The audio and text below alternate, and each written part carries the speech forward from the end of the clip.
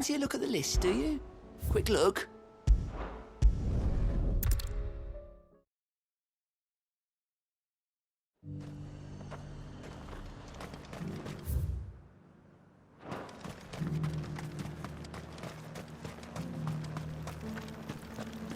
But there were ghosts at the gates not days ago. You needn't fret. The creatures have been dealt.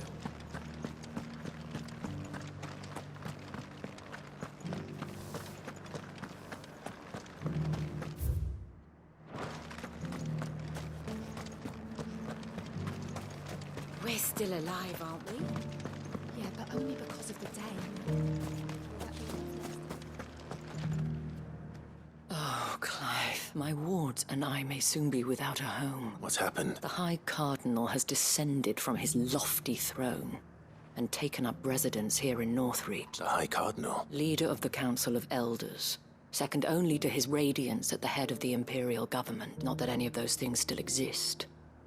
Now he goes by his noble title, the Duke of Oriflamme. And what does he want with Northreach? He wants to transform it into a military stronghold, a foundation upon which to build a new Sambrec. He's already secured the support of the various army remnants, with promises that they shall be afforded the respect they deserve in his empire. He would rob the populace to pay for it. Believe me, I have used every means of persuasion to discourage him from this folly.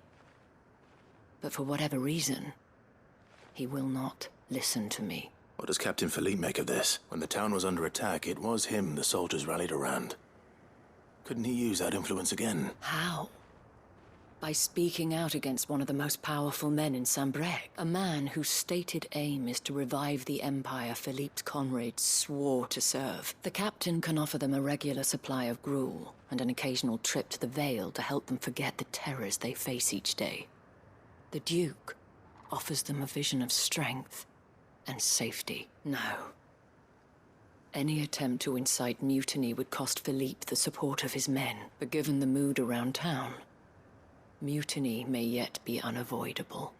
Who could blame them? Clive, would you appeal to the Duke on my behalf?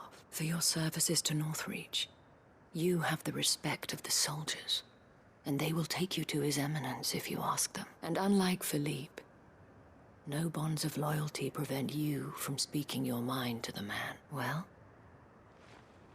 will you try? I'll see what I can do. Thank you, Clive. Tell me then, where will I find this Duke of Oriflamme? In the garrison? Overseeing the troops, yes. All right. Wish me luck.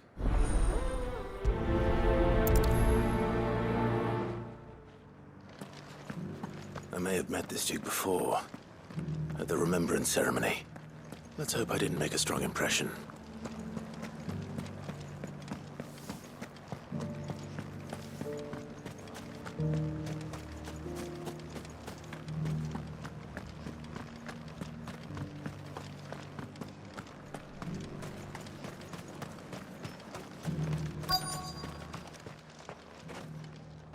Halt! Oh, sorry about that. You're the dame's man, aren't you? You got some business with the captain? No, actually. With the Duke. I was hoping I might be able to speak with him. We're under orders not to let any civilians pass. But you should be all right. His Eminence has heard all about you and your heroics. Wait here. I'll go and ask.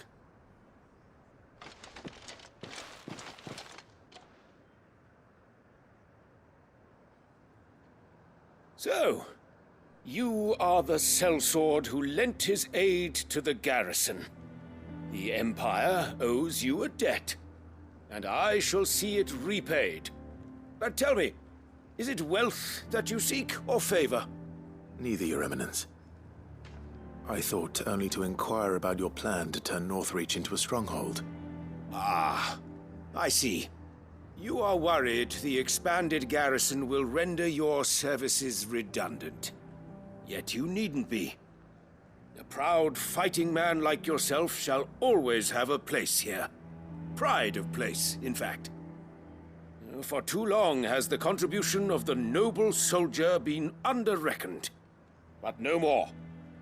For it is they who shall see the Holy Empire rebuilt, beginning right here in Northreach. Why here, Your Eminence? The town has been fortunate enough to escape largely unscathed from the recent troubles. Her defenses are sound, and her garrison well prepared. Which is more than can be said for Oriflamme or Twinside. The Empire wants for a capital, and I believe Northreach to be the perfect place. With Caer Norvent as her citadel. Once we have seen to the refortification of both the town and the castle, we need only build a wall around both to create a city that would be the envy of the twins. Plans are already underway for the construction. Soon enough, these thralls shall learn that they are no match for the might of Sanbreque.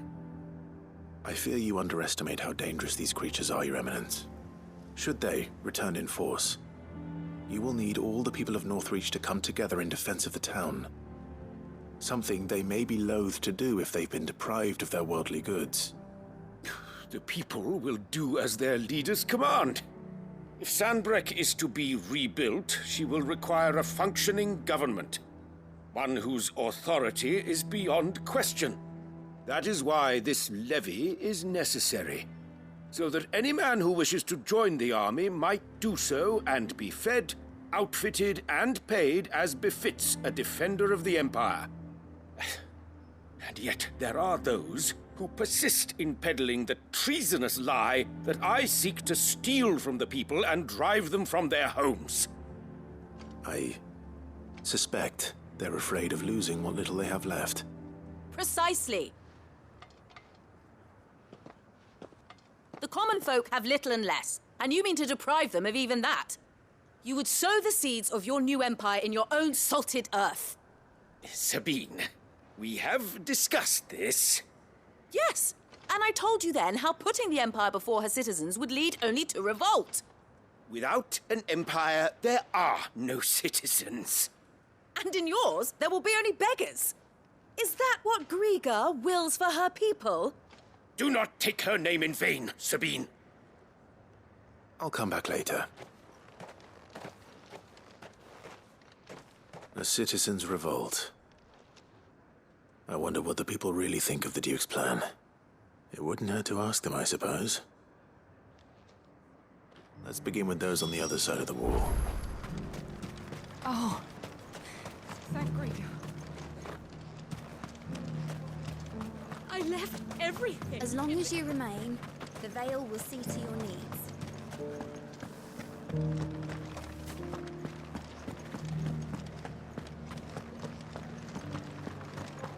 You needn't fret.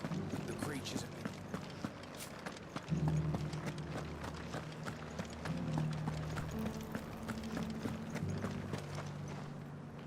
All right there. What is it you're after, sir? Just your opinion, actually. I wondered what you thought of the Duke of Oriflamme. Oh, him. Not much. None of us traders do. It's thanks to nobles like him that we had to set up shop this side of the wall in the first place. Couldn't have the rabble getting any closer to the holy capital, could they? And now he's trying to drive us out completely, threatening to take everything we got from us if we don't clear off. If the dame said she wanted him run out of town, I'd be straight through that checkpoint, tar bucket in hand.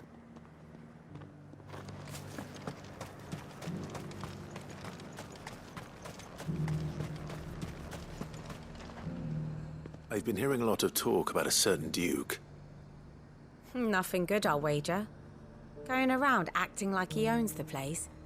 And with hardly a word to the dame. This is her town, not his. I take it you'd rather she was in charge. As far as I'm concerned, she still is. Just need his eminence to sod off back to Oriflamme.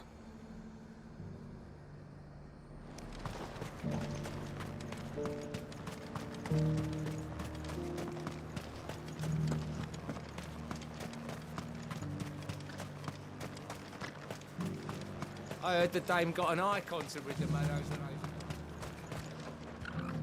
A question, if you don't mind. What do you think of the Duke of Oriflamme? Don't get me started. You build a life for yourself somewhere, only for some noble to turn up and tell you you've got to hand it all over to him. If he thinks his name and his chains give him the right to empty our purses, he's in for a rude awakening. We'll do whatever it takes to keep what's ours. Whatever it takes. Well, the people seem united enough. What about the soldiers?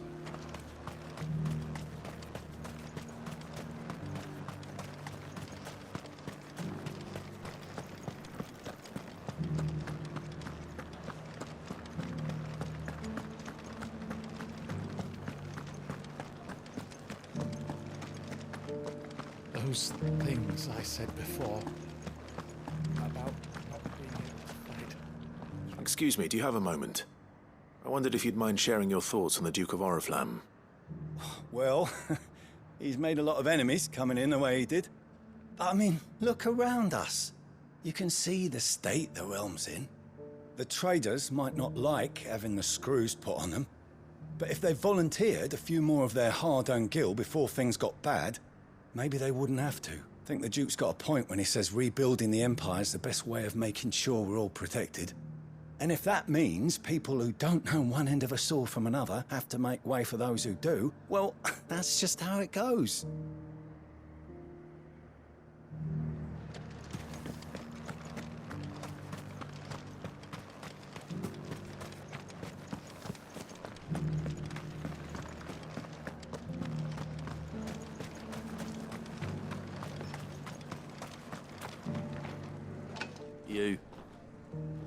You're the one who was talking to His Eminence.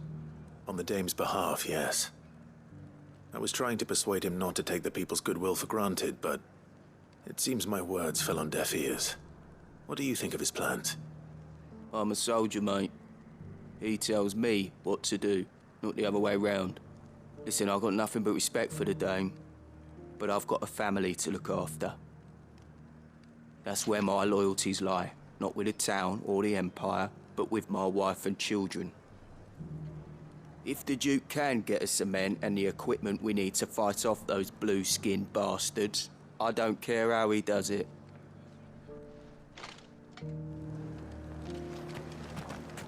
As long as you remain, the Vale will see to your needs. I hear the Duke of Oriflamme plans to turn this town into some sort of fortress. Do you think that's a good idea? It's not for me to say. All I know is that unless the Emperor orders me otherwise, His Eminence's word is law. Look, no one likes all these taxes and tariffs, but empires don't come for free. Once Sanbreque is back on her feet, we'll all reap the benefits. Let's see what Philippe makes of all this.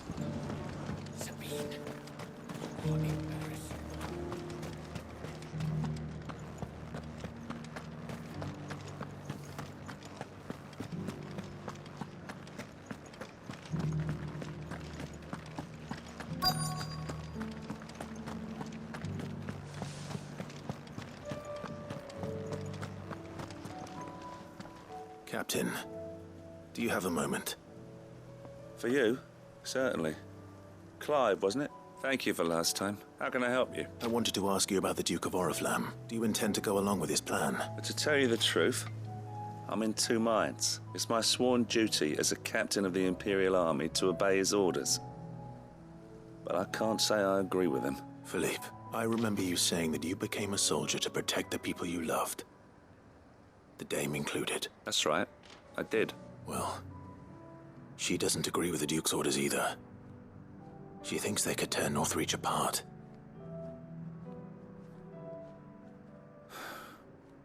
And she's probably right. Thank you, Clive. I know what I need to do now. Protecting the people I love is what matters. Doesn't matter how. Well, duty calls, so I better go. Thanks again.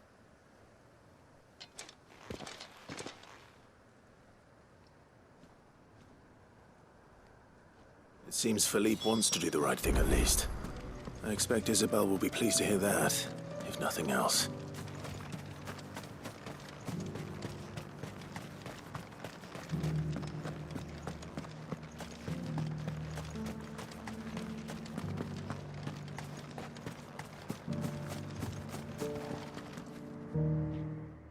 Clive, were you able to speak with the Duke? I was, but...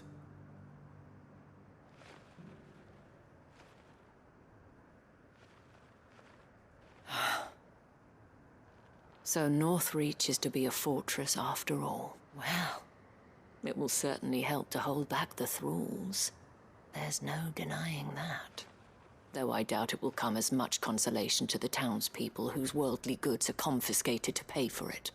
They deserve to be heard, Clive. To have a say in this new empire the Duke means to build.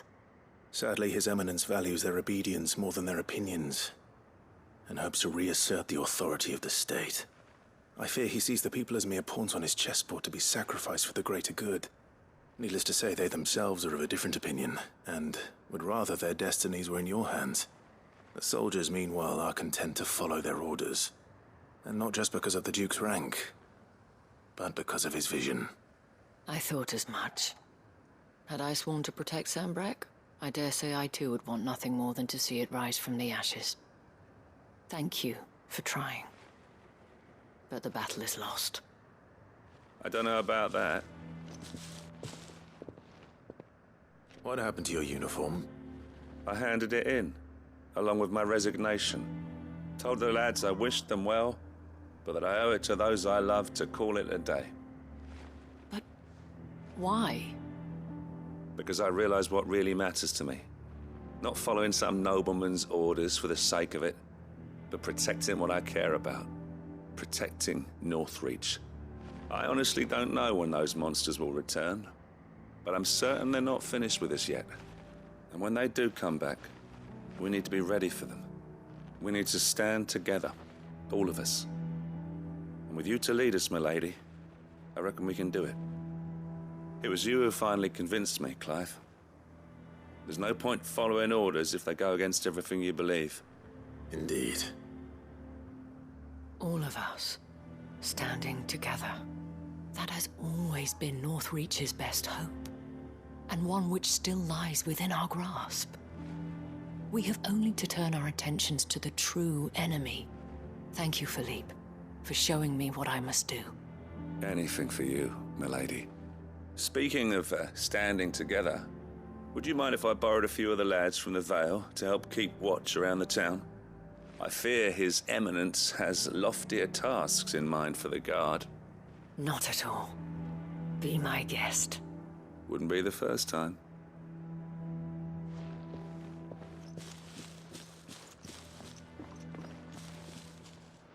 There may be hope for Northreach yet. Especially with men like you and Philippe to champion our cause. I, for my part, shall continue to work upon the Duke, in the stubborn belief that I might still tempt him into joining hands. But I suspect I shall have to call upon your aid again. Until then, Clive. Until then?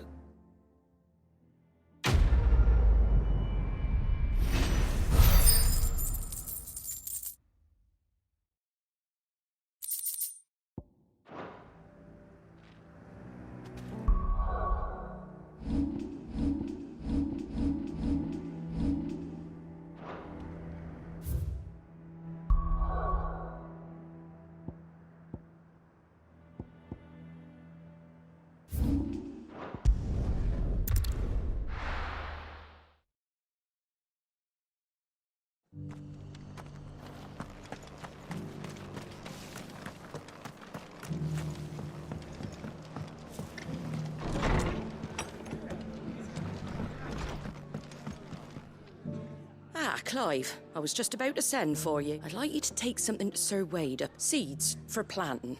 Thought it was about time they started growing their own food. I'll keep providing them with whatever they need in the meantime, of course. But if Eastpool's going to survive, it's got to be able to fend for itself. As of those poor bearers, they've lived their whole lives in servitude. But now they're their own masters. Small wonder they ain't got the foggiest how to provide for themselves. So it's up to us to teach them. And if you're wondering why you, well, the Wagoneers taking supplies up that way have been coming back with more and more reports of Akashic around the village of late. Sir Wade's putting a brave face on it, but I think even he's starting to worry. All right. Thanks. There. That should be enough to keep him in Gazal greens. Gizal greens. Not the most mouth-watering crop pile. Better that than something that'll wither away at first frost. And chocobos love 'em too. Which ain't exactly succulent, but... I'll take your word for it. Anyway, Sir Wade'll know what to do with them. I'll go up there and show him myself. I'm sure you...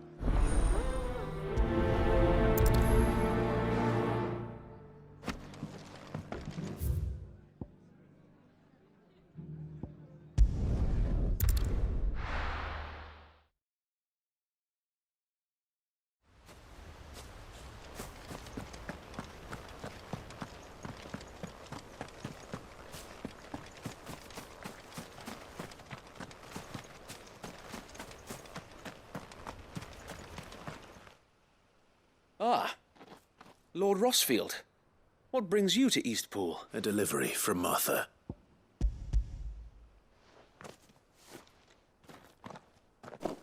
These are Gizal green seeds. Martha's keen to cut the apron strings then, is she? I jest, of course. You see, I had thought we might be able to revive the old wheat fields, but they'd long since gone to seed.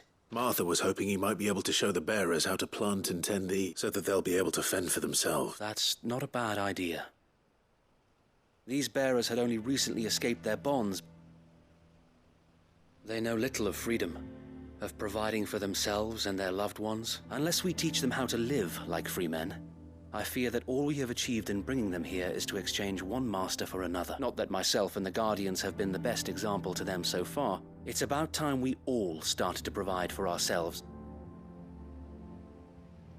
Unfortunately, we've been a little too busy of late to focus on much besides bolstering our defenses. The Horde is closing in. They're coming, so wait, all of them. Time it all. I thought we'd have more time. Gather the men in the square. Send to the rest for reinforcements. Yes, Sir Wade. The Horde. A Kashek, a veritable legion of them. They've been seen prowling around the northern reaches for a while now. We don't have the numbers to hold back a swarm that size. I had hoped to build a perimeter wall so that myself and the Guardians might be able to defend the village, but... Now you're out of time. Precisely. If reinforcements from the rest arrive before they do, we may just scrape through, but What if you could call on reinforcements from Eastpool? You mean the bearers? We brought them here so they might live, not die, fighting for their lives. So wait. You said you lack men to defend the village. Are the bearers not men? Do they not wish to see Eastpool saved, though they may not be trained soldiers like your Guardians? What help they are able to offer could still prove the difference between victory and defeat. You're right, my lord. I will appeal to them.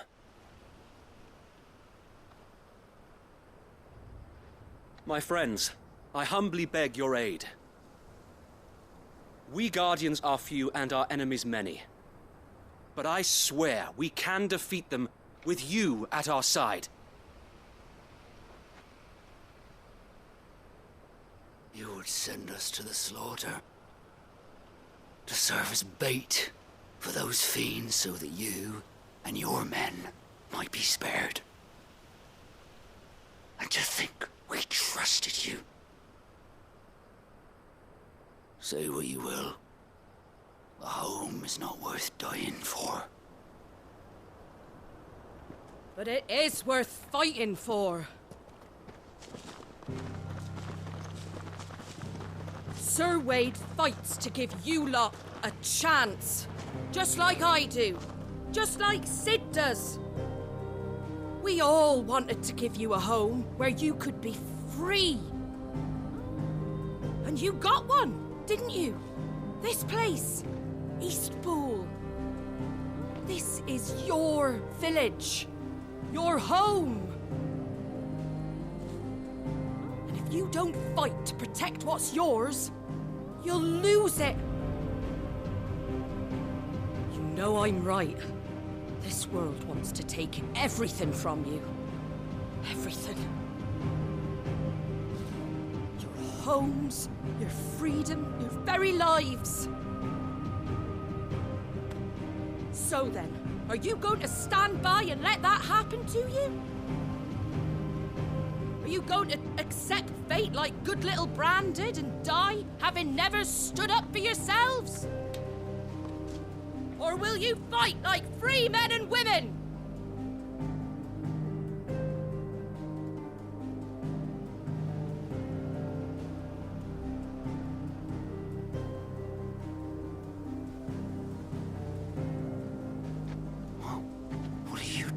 All right. Give me a sword. I never dreamt I'd have a home of my own. And now that I have, I don't want to lose it. I will protect what's mine, or die trying. We all will. Free men and women, fighting together.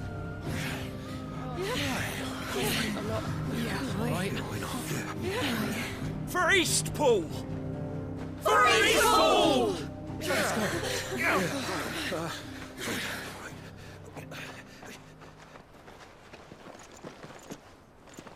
Thank you, Martha. Don't mention it. Just promise me one thing. That you'll show them how freeborn fight. Gladly.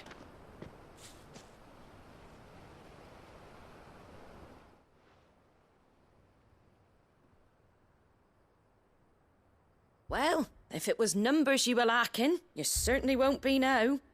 Thanks to you. Me? Oh, I just love the sound of my own voice. Lord Rosfield, my lady, we're ready. So what's the plan of action? We'll divide our forces into several small detachments, each made up of guardians, bearers, and guards from the rest. These will position themselves at strategic points around the village. Upon engaging with the Akashic, each detachment will keep the creatures occupied as best they can, steadily retreating all the while. You're going to lure them into the village? I am. We will have neither the time nor the resources to treat the wounded, so injuries must be avoided at all costs.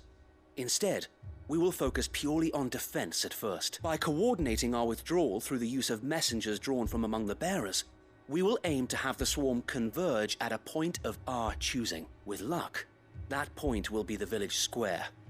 And for you and I to finish them off. A sound plan, but one that'll require a leader with a cool head and strong nerves to coordinate the retreat. I'd say you have both in abundance, Sir Wade, but you'll be needed. Please, leave the last of the fighting to me. Ha! And let you have all the glory. Sir Wade, they're here. Then you know what you must do. We work together. Everyone playing their part, each shielding the other that no man might fall. That Eastpool might live on. For Rosaria! For Rosaria! We've no time to argue, my lord. I'll do as you ask. And I will do as you ask. Suppose we'd better do our bit too then, eh? Right you are, Martha.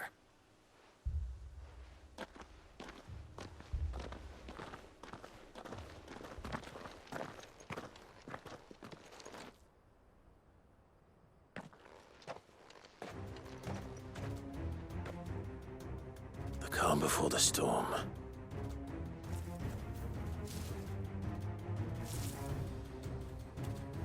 And here it comes. I will not let this village fall.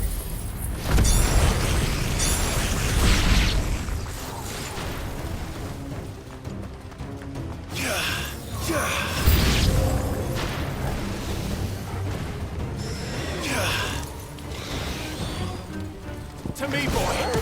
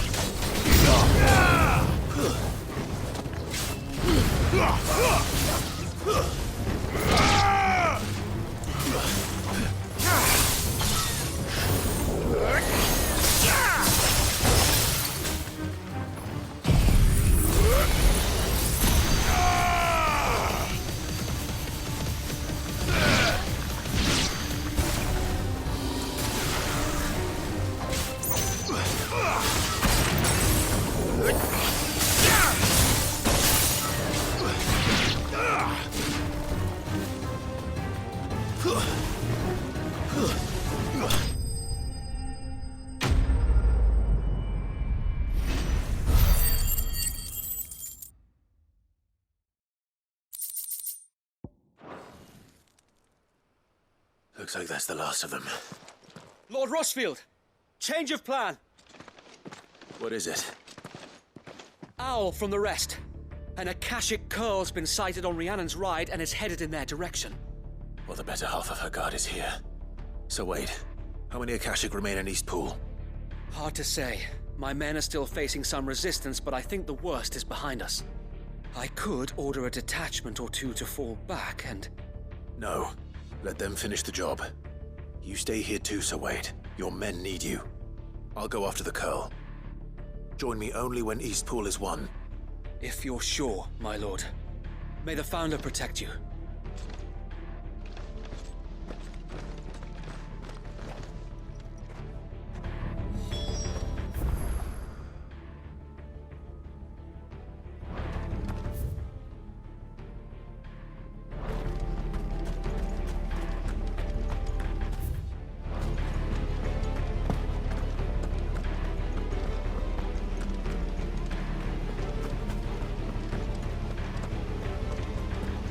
Next one's mine. I might not know one.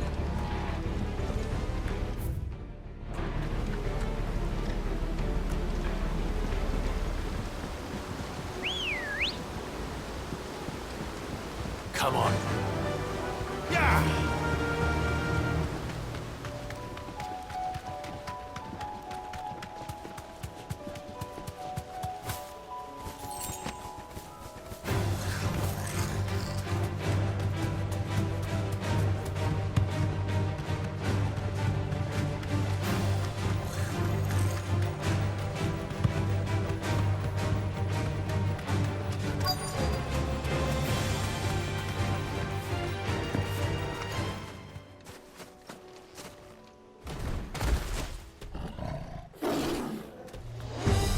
There it is. With me, Torgal.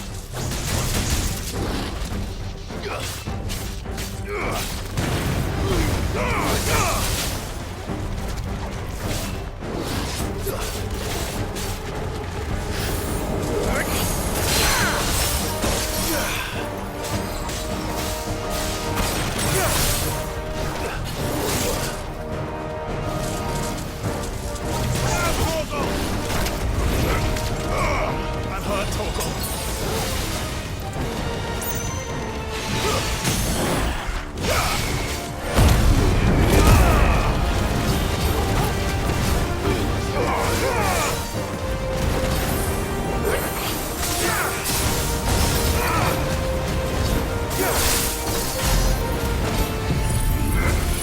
All yours, Torgal.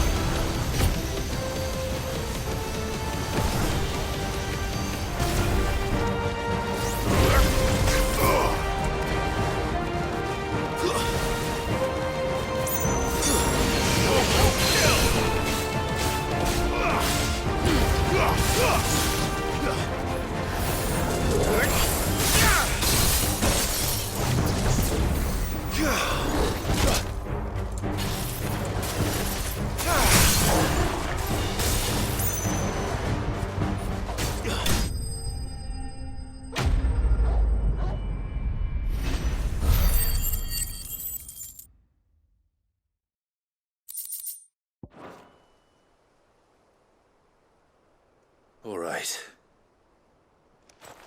Back to Eastpool.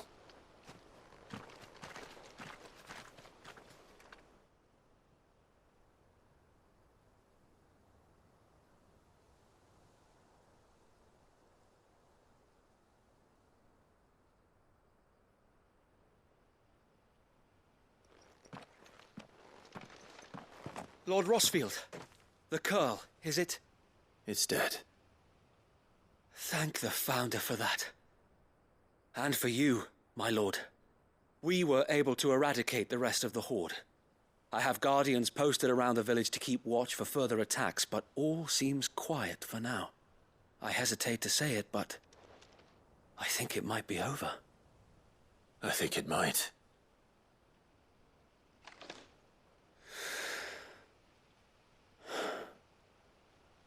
We did it. We saved Eastpool. Thank you, my friends. No, Sir Wade. It's us who should be thanking you. You brought us together. Showed us what it means to fight for what you hold dear. We never had nothing to call our own before. We didn't know what it meant to protect it, but now we do. We really do. Forgive us, Sir Wade. You and your people saved us, and still we doubted you. But there's no doubt in my mind anymore. We're free men now, so we have to start acting like it. We have to fight to protect what's ours, to protect Eastpool. And we shall. We all shall. Together. This is our home. And if anyone or anything tries to take it away, they'll have us to answer to. Come on then. Let's get to work. This village isn't gonna rebuild itself.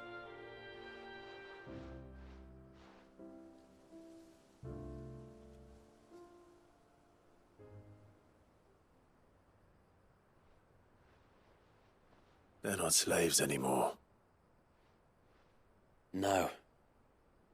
They're Rosarians. Your father took pity on the bearer's plight, and I believe if he were still with us today, this is what he would have wanted. I believe you might be right. I shall remain here, my lord, and do what I can to help rebuild the village. After all, this is my home now too. And I could hardly call myself an Eastpoolian if I didn't pull my weight. I think you'll find it's Eastpudlian, Sir Wade. But you should be proud all the same. I'll have to pull my weight too. Can't have the rest getting outclassed. Speaking of which, I ought to be getting back. Can we continue to count on your support, Martha? Of course, and I'd be counting on yours too. Us Rosarians have got to stick together, haven't we? Indeed we have. And Clive, come by the Golden Stables when you get the chance. I ain't paid you for delivering them seeds yet. All right. I will.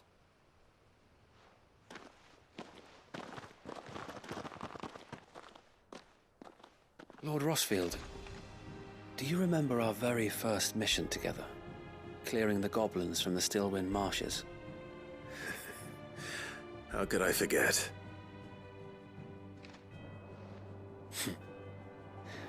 There's one sight that I shall never forget. You, facing off against that giant Morble. Not a trace of fear on your face. Since that day, there have been more than a few times when I felt like giving up. When the odds seemed so stacked in the enemy's favor, I thought I may as well just lay down my sword and surrender. But every time I would think back to the look in your eyes that day and remember what it means to be a shield. Know that whatever trials Eastpool may face, I shall never lose courage. Thanks to you. So Wade, you have always been a true shield. I know that Eastpool, and indeed all of Rosaria, will be safe in your hands. Thank you, my lord. I know the rest of the world will be safe in yours. I'll do my best.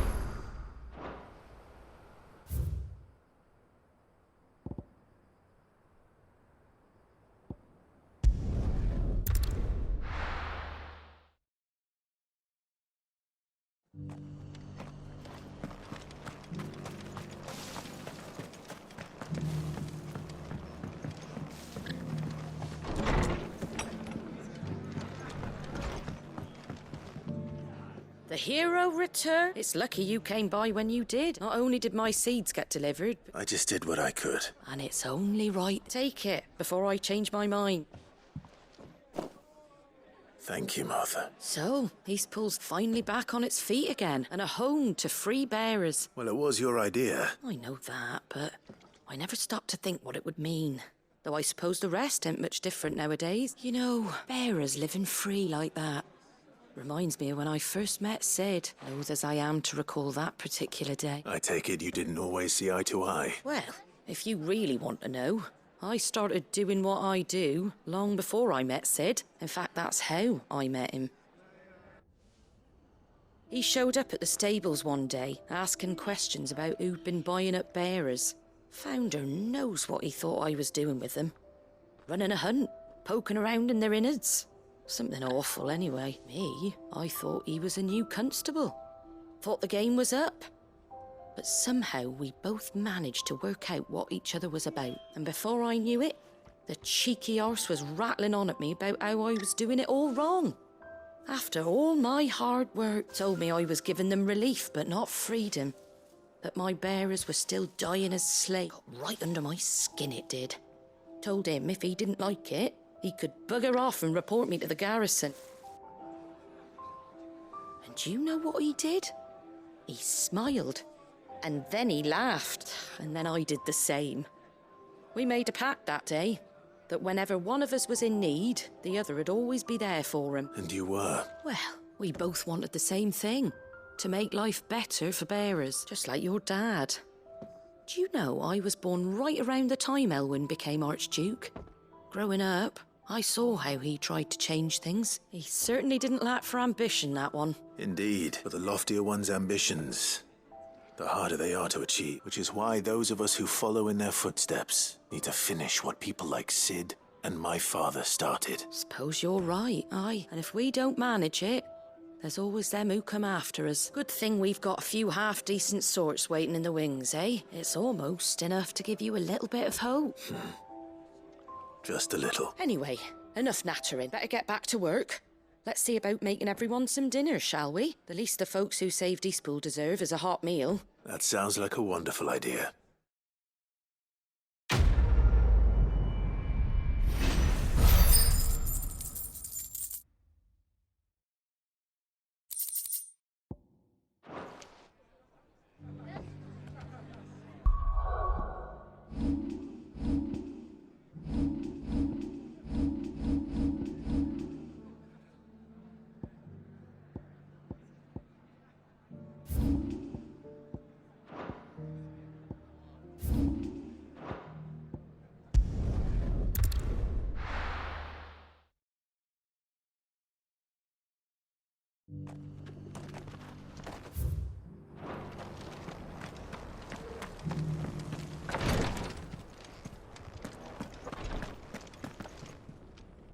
Lord Rosfield. Perhaps.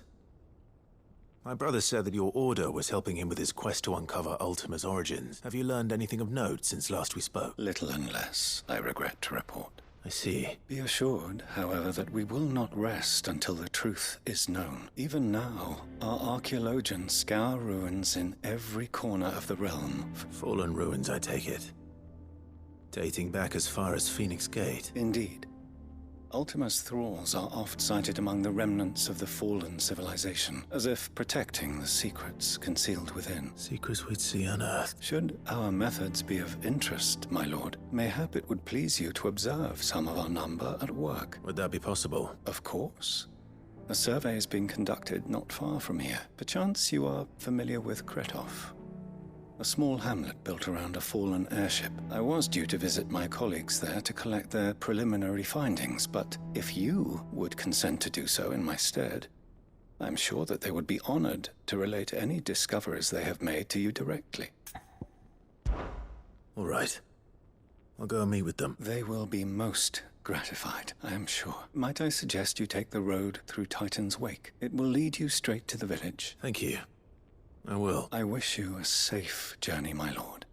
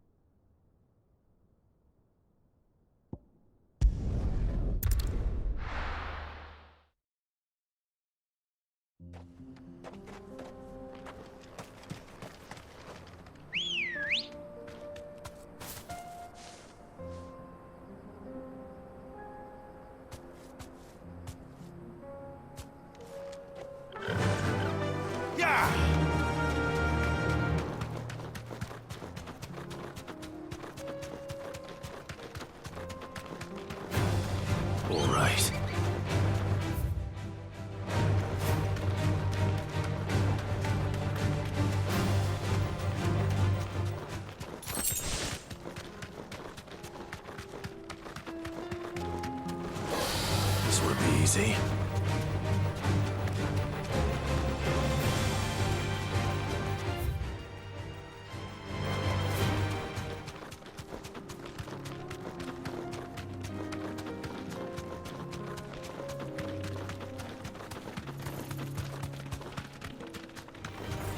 Enough of you, are there?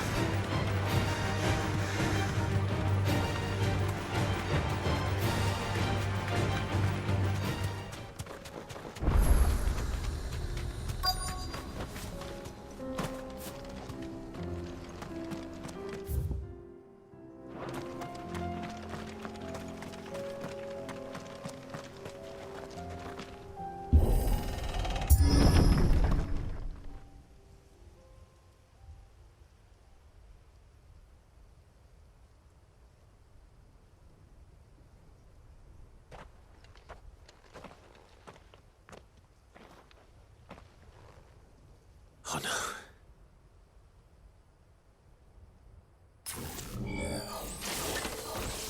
You'll pay for this. There may still be survivors.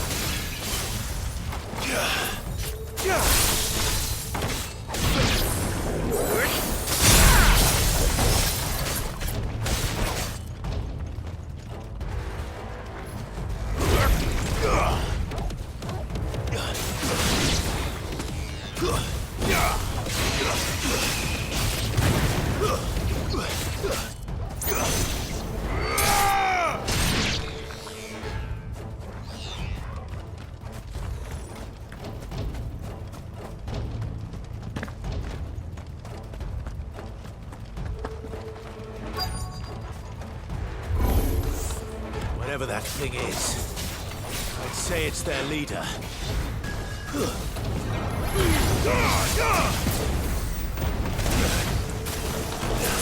Let's try.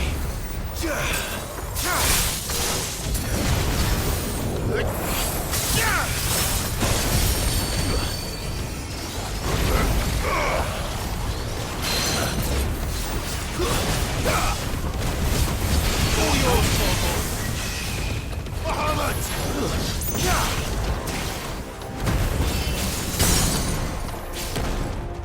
Let that be.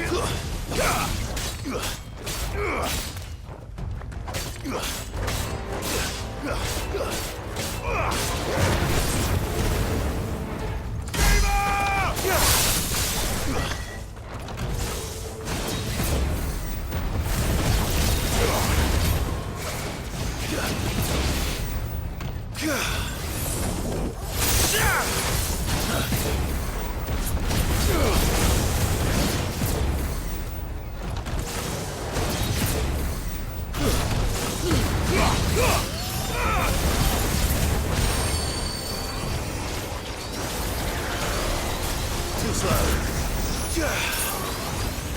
Come on. That's better.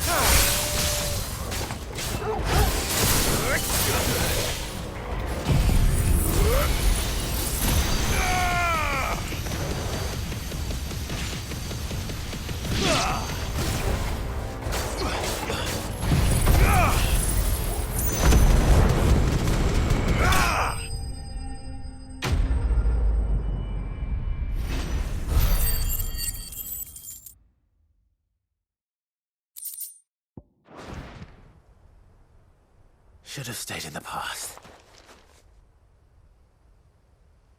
These must be Cyril's colleagues. You have our thanks, stranger. Who are you? Ah, forgive me, my lord. I did not recognize you. You are Lord Rosfield, are you not? Thanks to them, and to you. We were... You call that a mercy? Your brothers might still be alive if you put their safety before your duty. Surely this survey wasn't worth dying for. We are charged with uncovering Ultima's origins, a duty of the highest import, as I'm sure you will agree. And you think your dead brothers would agree with you too? I know they would. They gave their lives for the cause, an honor to which all Undying aspire. Now, to what do we owe the honor of your presence, Lord Marquis? Cyril told me of your work here, and I agree to collect your findings in his stead. I see. That is most kind. Pray, take them then, with our humble thanks. May the Firebird's flame burn ever in your heart, as it does in ours.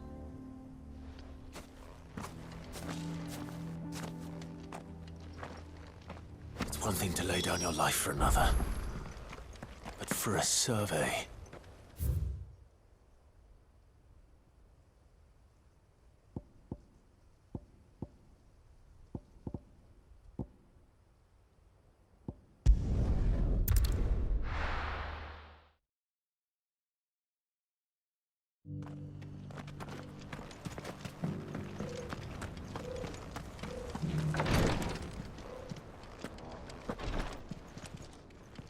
Ah, you are returned, my lord.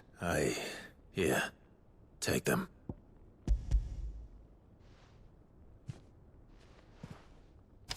My thanks. I shall study them, and inform you forthwith. Cyril, your survey party suffered several losses in Kretov. Losses which could have been avoided, had the others not chosen to complete their work, instead of saving their friends. Were these your orders? No.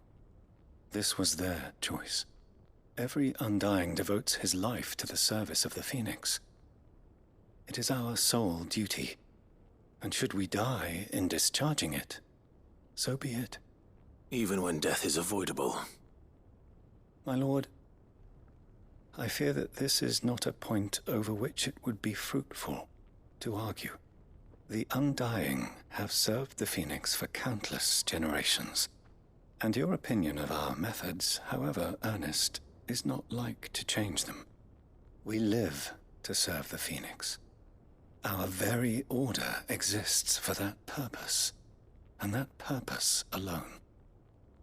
Cyril, I know that you and your brethren answer only to Joshua, but allow me to offer you a word of advice. It does not further the cause of the Phoenix to have his loyal followers surrender their lives without good reason. Provide your survey parties with an escort, that they might live to do their duty for years to come. Think not only of how you can serve the Phoenix, but how Joshua would want you to serve him. Please. For all our sakes. I thank you for your advice, my lord. If you will permit me to respond, our faith in his grace, Joshua Rosfield, is absolute. And we of the Undying will do what we believe is right to fulfill our duty unto him. As first shield to the Phoenix, I am sure you understand what it means to do one's duty. I do. Then we are of the same mind. And it is my hope that we may continue to do our duty together.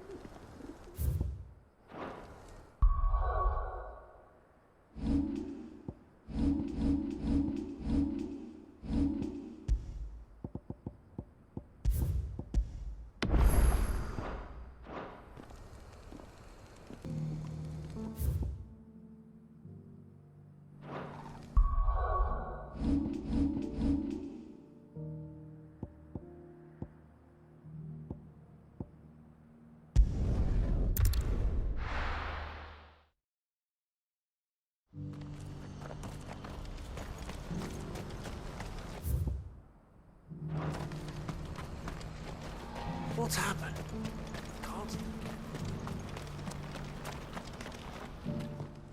Clive. You'll be pleased to know that the negotiations are progressing well. That is good news. Yes. Our comrade in Randala has just sent word that the contract should be signed very soon. But I still have much and more to prepare. It's a huge undertaking moving this many bearers at once. You couldn't do me a quick favor, could you? What is it this time? More wild beasts? Nothing like that. I just need you to go over to the caravans and ask El how long we have until the bearers arrive. Find out exactly how much faster I need to get all these supplies moved. All right. I'll go and ask. Thanks, Clive. I owe you one.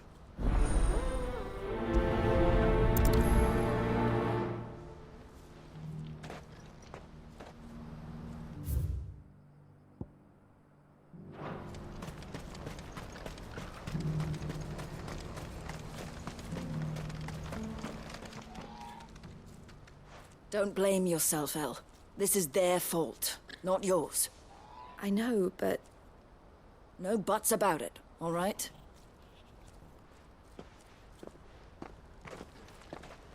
Is something wrong? Vonnie came to give me a message from our intermediary. The talks with the Republican army have fallen through. They've reached an agreement with the Silver Peak Consortium instead. Though prices have fallen of late, we deliberately offered above the going rate to try and deter other bidders. But the Consortium offered double what we did, and the army jumped at the chance. And you had no opportunity to make a counteroffer? None at all. And we were so close. El? What's happened? I saw Vonnie leaving. She didn't look happy. And with good reason.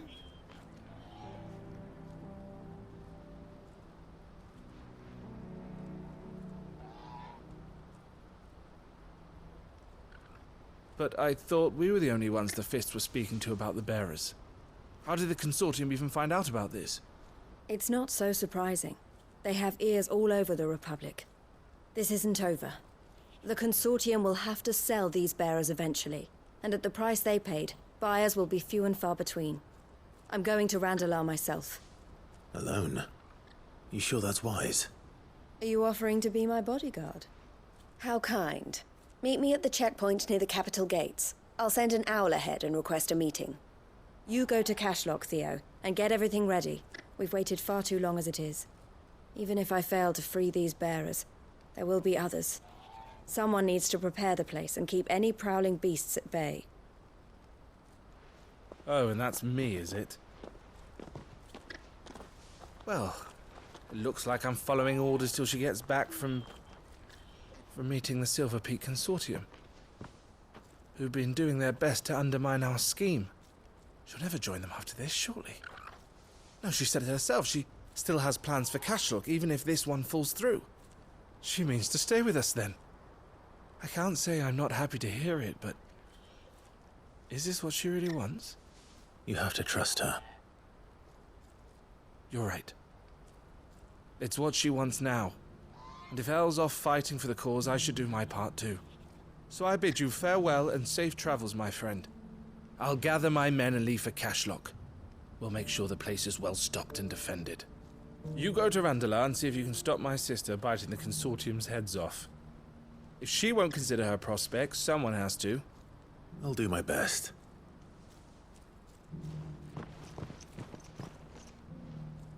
All right. To Randalar, then. And better not keep Eloise waiting.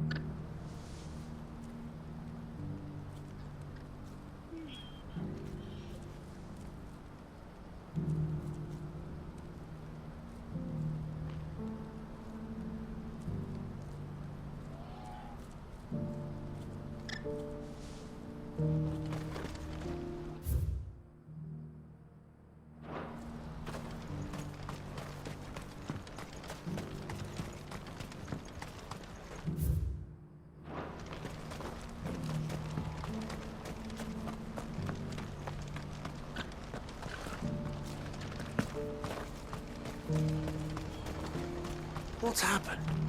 Guards at the gate were a right old panic. You see...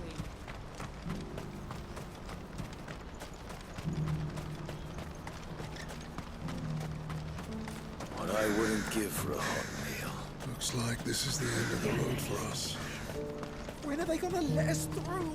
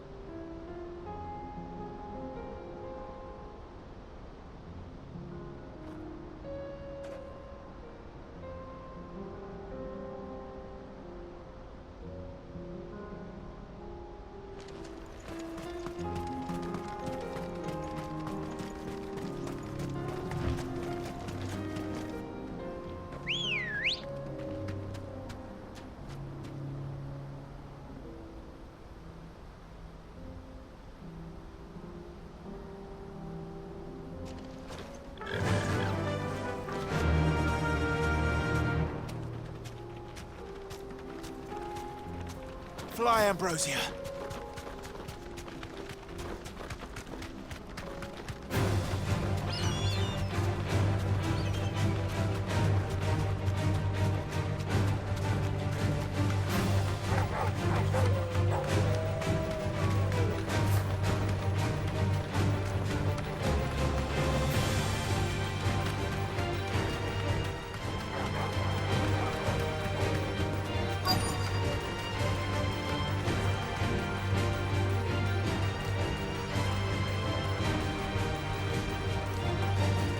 Safe.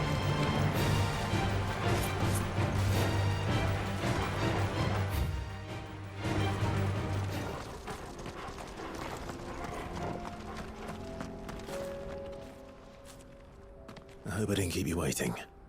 Did you arrange to speak with the consortium? Here they are now. You wish to consult with me? I did.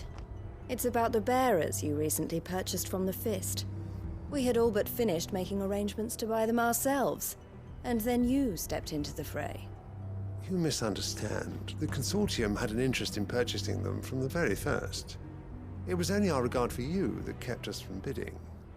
But your hesitancy in accepting our offer to you suggested that the regard was not mutual. And so we resumed our business. I did not hesitate. I am simply not inclined to make such decisions without first giving them due consideration. But what is done is done. Come then. How much do you want for them? Alas, you are too late yet again. We rarely take on such unconventional merchandise without a purchaser in mind. The bearers belong to him now. Who is your buyer? A trader from across the water. A most demanding fellow, if it's any consolation. He insisted the bearers be fed, dressed, even given their own bunks for the voyage over. That's what you get when you deal with continental types. I wouldn't know. Oh yes, the culture on the continent is quite different to ours. They pay good money for bearers not fit for the knacker's yard, and treat them like kings. But as long as they pay... That does sound unusual. No matter then. If they've already left our shores, there's little that can be done. Allow me to withdraw my interest. And with it, my interest in joining your organization. My associates will be sorry to hear that.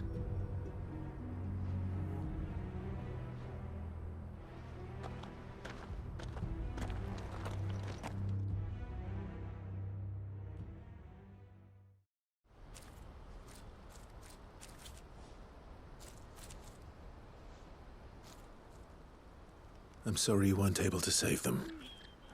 As am I. But I only have myself to blame. He was right, you see. The Silver Peak Consortium did intend to buy those bearers before I did. Their representative hinted at a possible purchase when he came to recruit me. I feigned interest in joining them in the hope he might be encouraged to tell me more. And he did just that. As soon as he left, I sent my own offer to Randalar. So you never... No. I entertained the Consortium's proposal solely so I could learn more about those bearers. But I was a fool to think they wouldn't find out. I knew exactly who I was dealing with. You tried. I did. And if what he said was true, the bearers are to be well treated. Which is something, at least. But they deserved more. I wanted so badly to see them freed. Eloise! Eloise! Word from Cashlock. The village is under attack.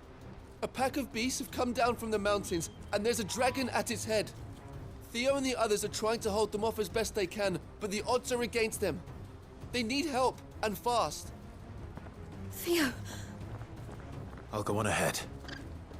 Thank you, Clive. I'll gather some men and join you there. Just... make sure he's safe.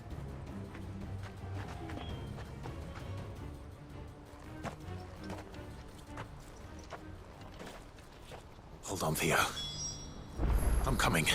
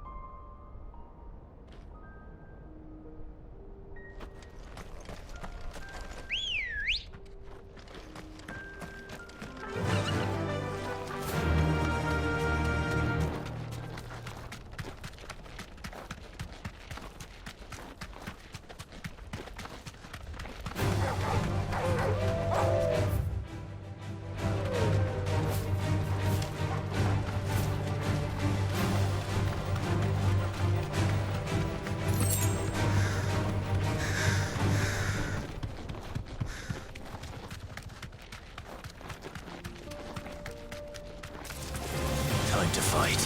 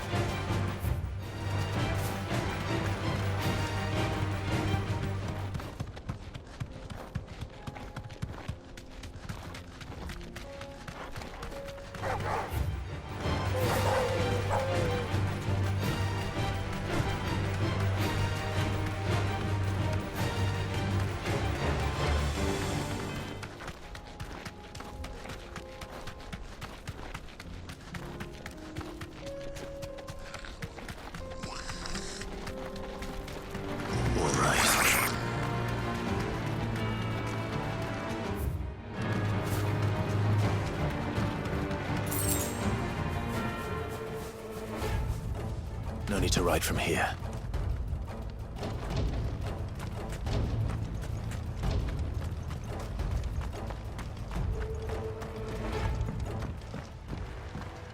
Where's Theodore? Upriver! He led the dragon that way to keep it from the village, but the whole area's flooded with ether. We just have to pray he makes it out in one piece. I can do better than that. Torgal, with me.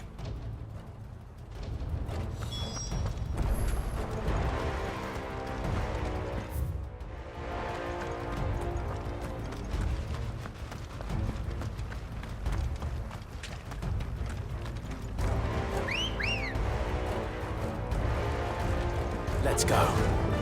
Yeah!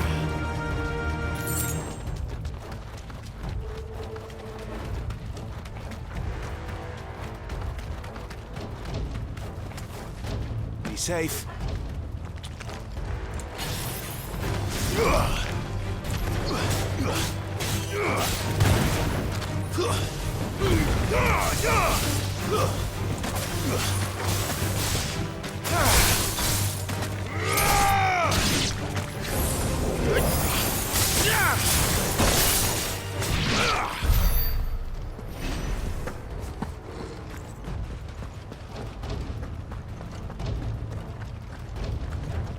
Where are you, Theo?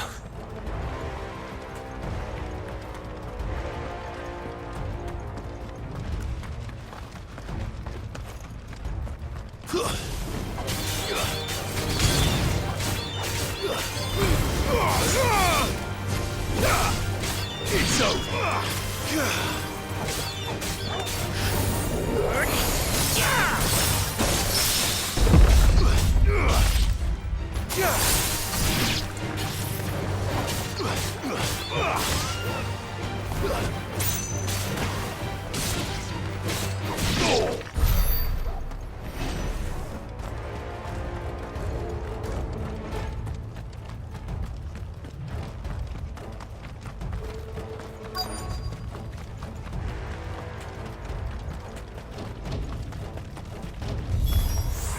Damn it. The ether's too thick. These creatures have already turned.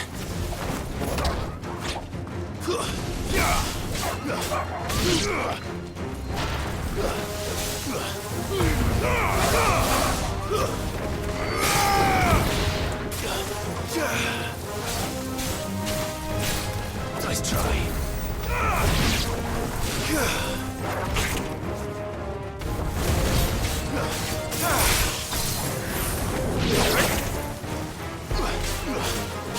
You're finished.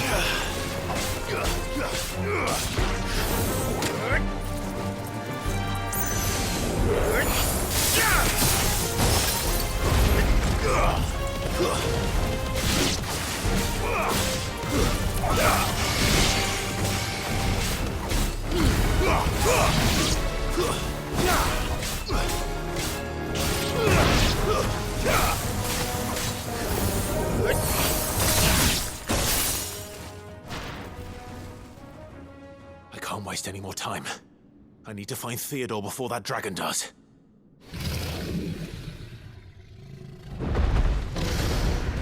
Looks like it's found me. This thing's turned as well. This isn't going to be easy.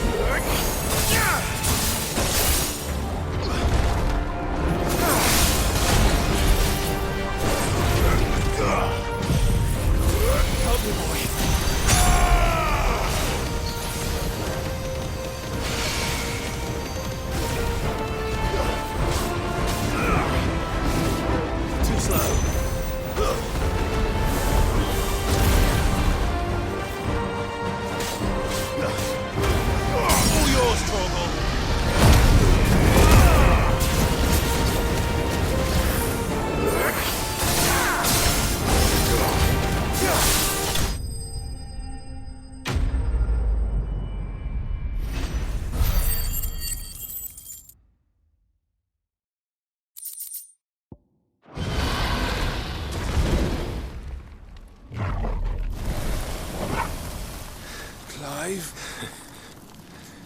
Theodore, you had me worried for...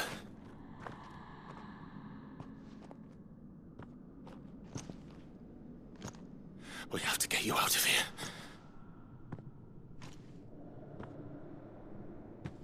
I think it might be a little too late for that.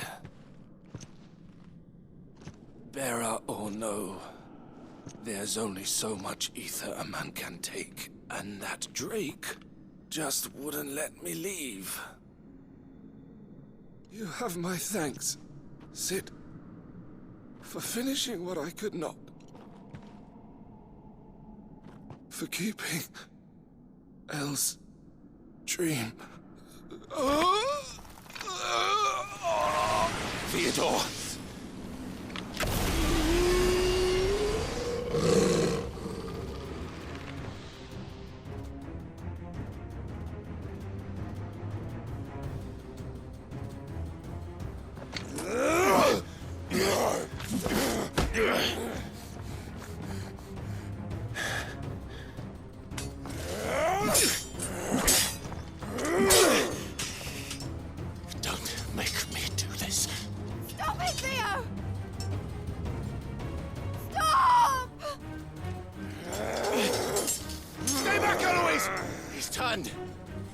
So will you!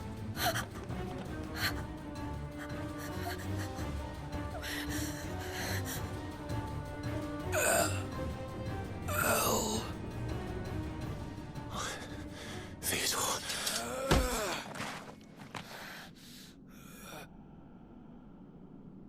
Take care of my sister. Theodore, wait. Goodbye. Oh.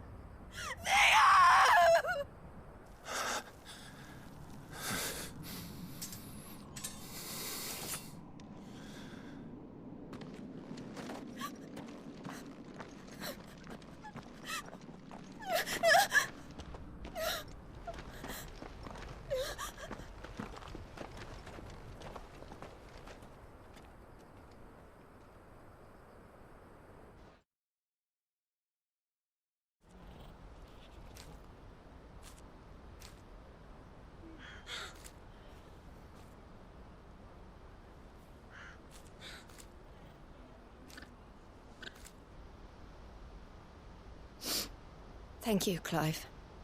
I think I'll be all right now. That was true bravery he showed. Leading the dragon away from the village like that. His first instinct was always to protect people. To put others' well-being before his own. And now he's gone. Because I sent him to that place, against his will. It wasn't against his will.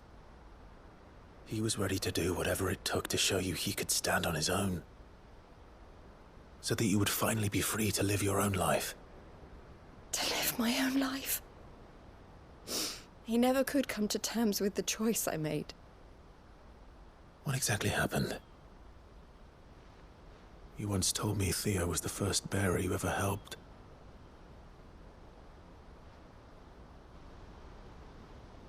We grew up in Canva. We were born to one of the great trading houses. And I was chosen to inherit the family business.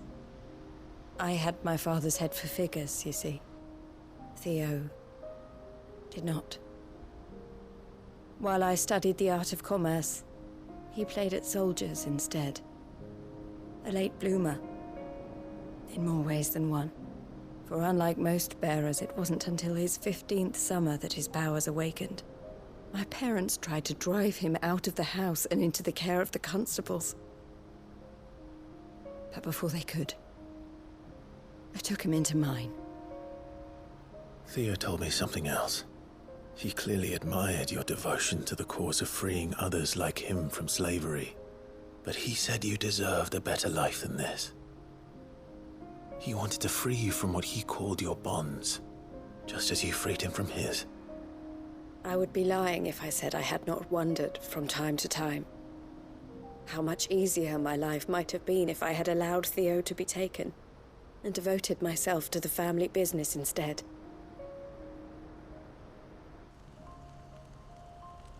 But I have never regretted the decision I made. Being with my brother meant more to me than tradition or reputation. I only had to look at him to remind myself of that night and the choice I made and the fact that I would make the same choice again in a heartbeat.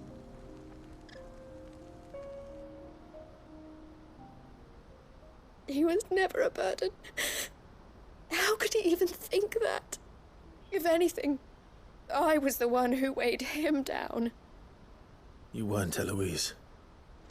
He said it himself, that he had always been grateful to you for saving him, and that he wanted to repay you by letting you live the life you were denied. Neither you nor Theo weighed each other down. You loved one another. You did whatever was necessary to continue living your lives together, and you always would have. You're right. All I ever wanted All I ever did. It was so we could be together. Oh, Theo. Why did you have to...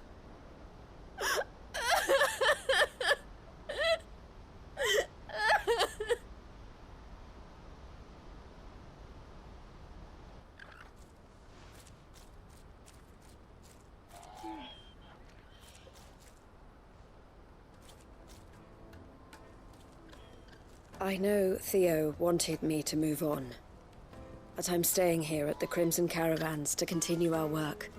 We can make a difference here. We can help people, save them.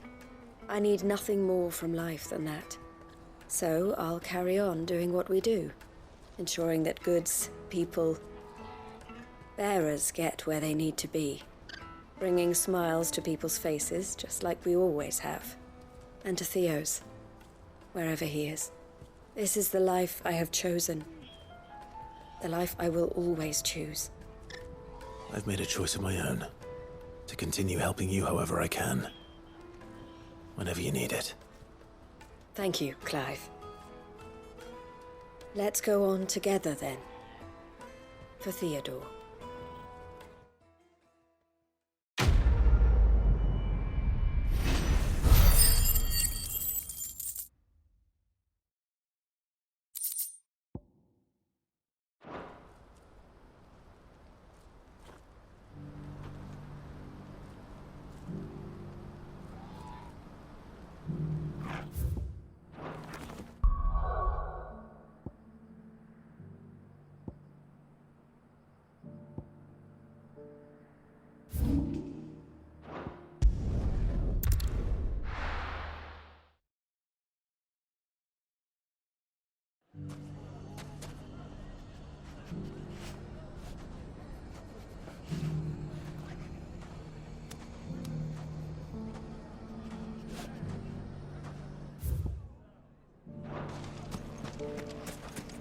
Take that, you naughty thief!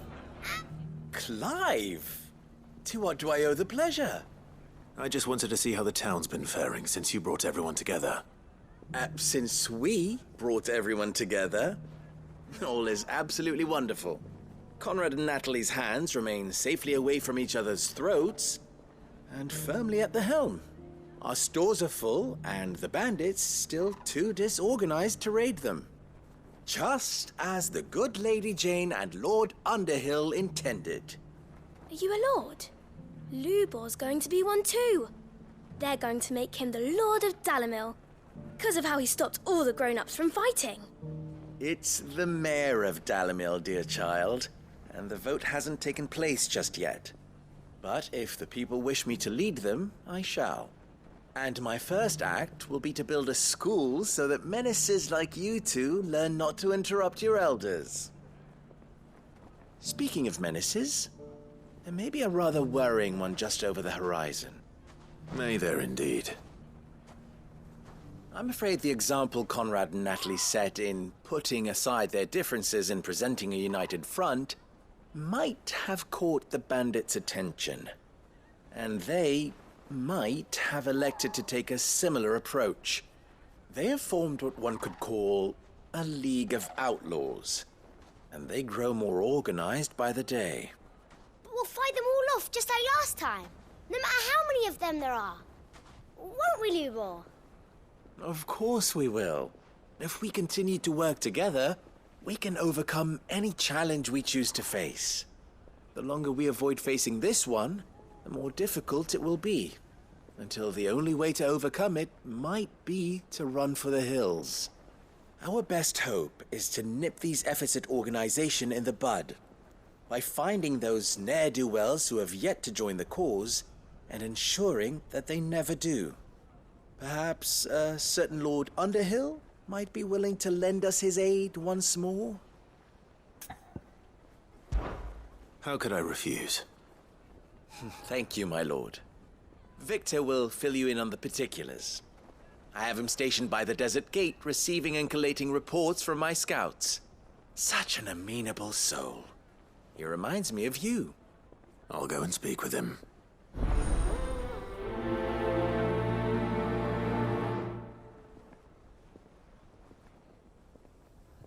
What's the difference between a lord and a mayor?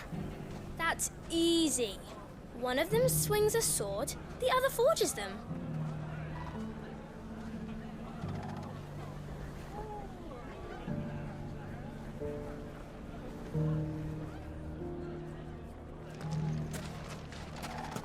A League of Outlaws. Sounds like we have some competition.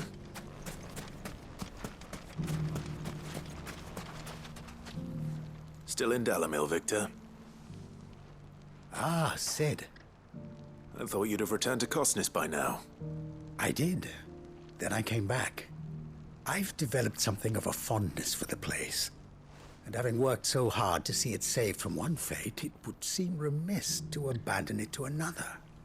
A sentiment Master Lubor certainly isn't shy about exploiting. Hence my doing his bidding yet again. You're not the only one. What does he want you to do? He asked for my aid in putting down the bandits. And he said that you might be able to help me find them. Then you've come at just the right time. I was on my way to speak with Conrad about how to organize our forces. There are more camps in the vicinity than we can safely strike at once. But we must strike together, and we must strike soon at as many camps as we can. We can't give this league of theirs time to rally its forces. All right. Which camp shall I take? There's one upriver. Just out there, across the dunes. Leave it with me.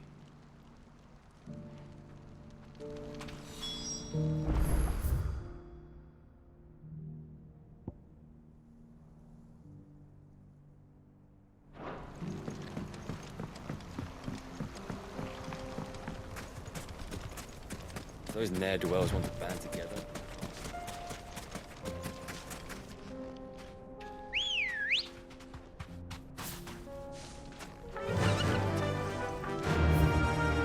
Fly, Ambrosia.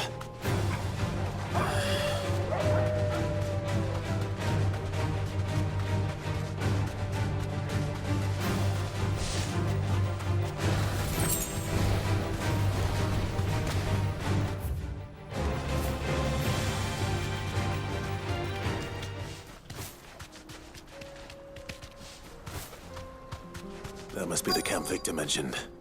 Come on then, Toggle. Thanks, Cal. That's him! The one who killed Locke on Fingers! Take his head off! All yours, Torgal!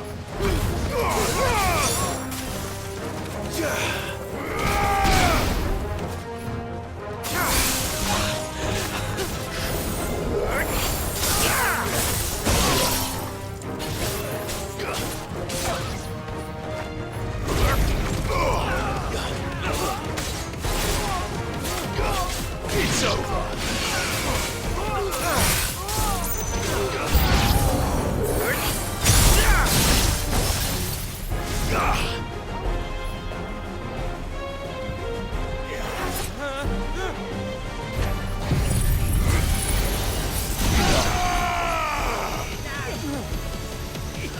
It's over.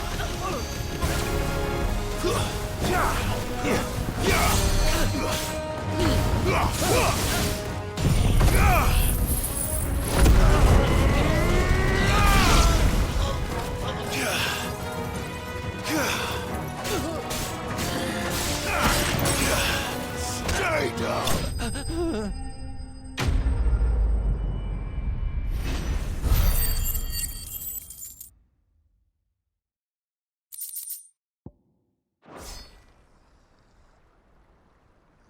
I'd better let Victor know. Sid, where are you? Ah, I see the bandits didn't pose you any trouble. No, but that's not why you're here, is it? No. Something's happened. We need you back in Dalamil. What is it? The whole town's in uproar. They're saying that Lubor is a bearer. What? Seems that one of our parties wasn't as thorough as they should have been. They let one of the bandits escape, and his escape route took him right through Dalamil. Some of the children spotted him, and he was about to silence them. And when Lubor felled him with a bolt of magic, and without a crystal. But that's not possible. It is, if he's a bearer and has been hiding it all these years, which is what people are saying. If he has, well, I wouldn't blame him. No man is branded by choice. Still, all those people see is a man who's lied to them all his life. One who was made a leader of himself when the world believed he should have been a slave. Fuck. I don't know where we go from here, but I know one thing. Lubor needs all the friends he can get right now. You're right.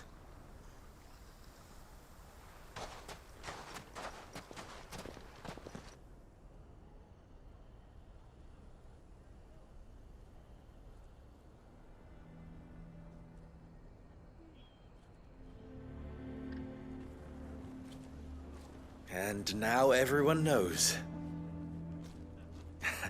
I made it a habit to keep a crystal close at hand for just such an occasion. And when that occasion arose, I forgot to reach for it. Well, it was bound to come out sooner or later. We're sorry, Lubor. We tried to keep running, but we just couldn't anymore. There's nothing to be sorry for. I rather enjoyed playing the hero for once. All that matters to me is that you two are safe. Look at him talking to his betters like it's nothing. All lies, I'll wager. Just like the ones he fed us all these years. Once people make up their minds, it's hard to change them. We need to do something, and quickly. Convince the people not to let their prejudices blind them. Convince them that nothing has changed. That their enemy lies outside these walls, not within them. You're right. We should speak to everyone. I'm glad you agree. I'll handle the townsfolk. I'm a Dalmec born and bred. They listen to me. You head to the tavern. Make Conrad and Natalie remember who Lubor really is. They know that Lubor and I are friends. I might not make for the most impartial of interlocutors. Lord Underhill of Randalar's League of Merchants, however, is a trusted and impartial mediator of note. I'll do what I can.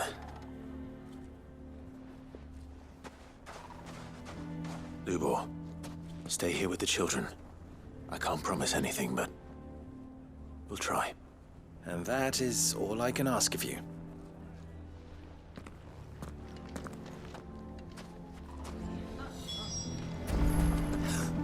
Why are you taking the bearers? Why do they always have to make such a fuss? You all along that he was... Forgive me for disturbing you, but could I have a moment of your time? I've seen your face before. As have I. Lord Underhill, wasn't it? Of the League of Merchants. That's right.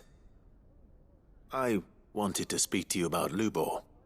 The rumors that he's a bearer. All true, I'm afraid. He'll never be mayor now. Not if I have anything to do with it. But what of his wares? Bearer or no, his steel is highly valued throughout the Republic. In this, at least, he's done the town a service. Might that not earn him a little leniency? Leniency? He pretended to be one of us when he was laughing behind our backs all the while. I'm sorry, my lord, but he lied to us. He lied to you. He cannot be trusted. So what do you propose? Will you drive him from his home? Close his forge? Perhaps. That is a question for the people of Dalimil, and they will thank you not to get involved.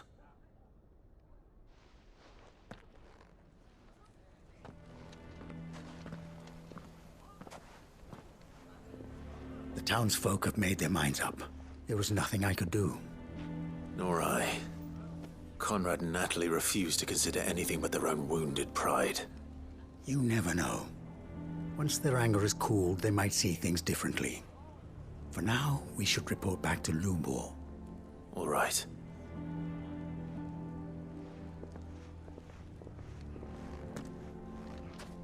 Why do they always have to make such a fuss outside? It's driving away our customers. Why the hell would Victor take the bearer's side? I assume the situation is hopeless? There's still hope. But...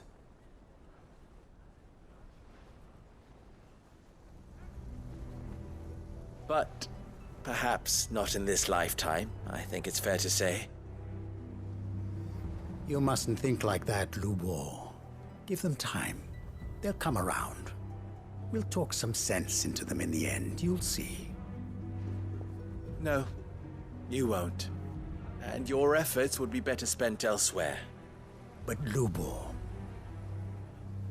Rosina would often tell me that steel does not lie, that a blade is a reflection of the smith who forged it. To yourself be true, that was her point. Rather an ironic one when you consider that her life was taken with a blade of her own making. But I do not doubt that she was always true to herself and what she believed in, right to the end. And so must I be. I must do what I know to be right, no matter what others might think of me. And now, I know what that is. I must embrace my new role of villain so that the people of Dalimil have something to unite against. For only united can they hope to stand against the threat that awaits them. I'll need to make a suitably dramatic exit, of course. Don't go, Lubor. You're the only one who was ever kind to us. We'll be all alone. Again. Trust me, little ones. It is for the best that I go. Not only for the town, but for you, too. How could it possibly be for the best? These children need you. The least you can do is give the townspeople a chance to change their minds. I would not take it, Victor. It's over. Over, you say? And so just like that, you're going to throw this town and these children to the wolves? I thought you were better than this. But it seems you had me fooled as well. Victor. Forget it. Do what you will. You sure you're making the right choice, Lubor? Of those available to me, I believe it's the best one. Yes. Ah, but where are my manners? Here. Your reward for clearing out that bandit camp. Right then. I have packing to do. If there's anything I can do. Anything. I'll bear it in mind. Thank you.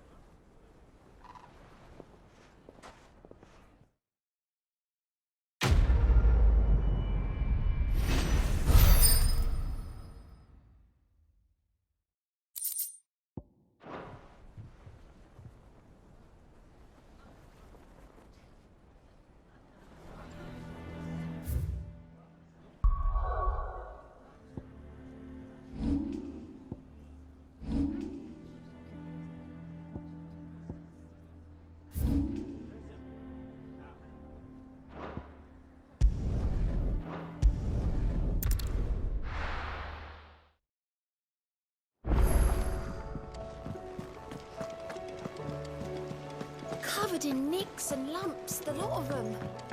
It's a wonder they can still walk.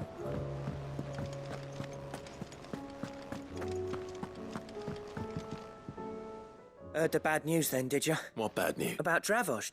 Well, anyway, the mine's just... And the village? Safe from the flood for now, but they've got other problems. Zoltan and the others are living on borrowed time. Doris sent a few curse breakers to keep an eye on. If something ain't done soon...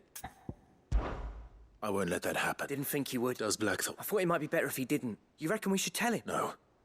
It's better this way. Yeah, well...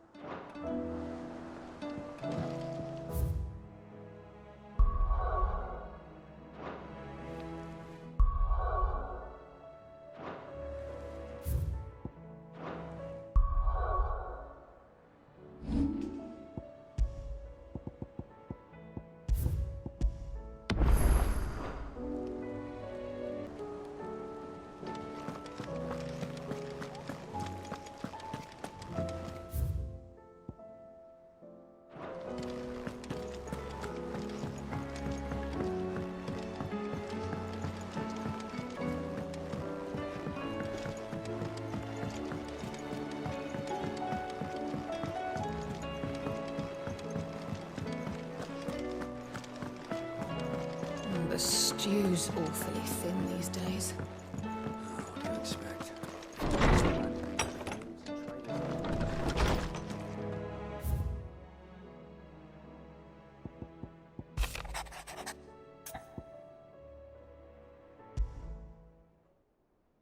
There's no way of knowing if Doris will confide in me, but I can speak to her at least.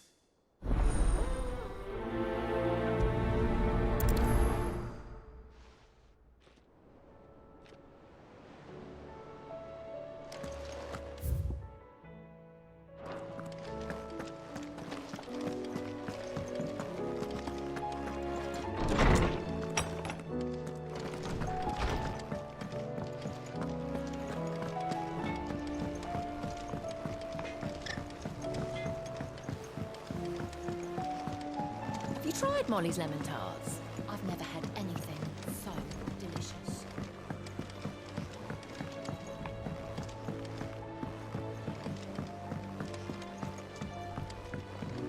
Canva lost.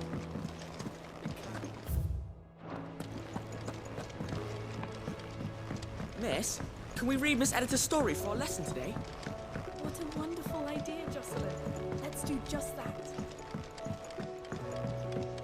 How was she? The Enterprise, I mean. Don't tell me. Oh no, it's got a reverberatory hood over the top. For a dish that, let's just say it gets very... Only mithril engines get hotter. Trouble is, we won't be able to... And I hear you once helped...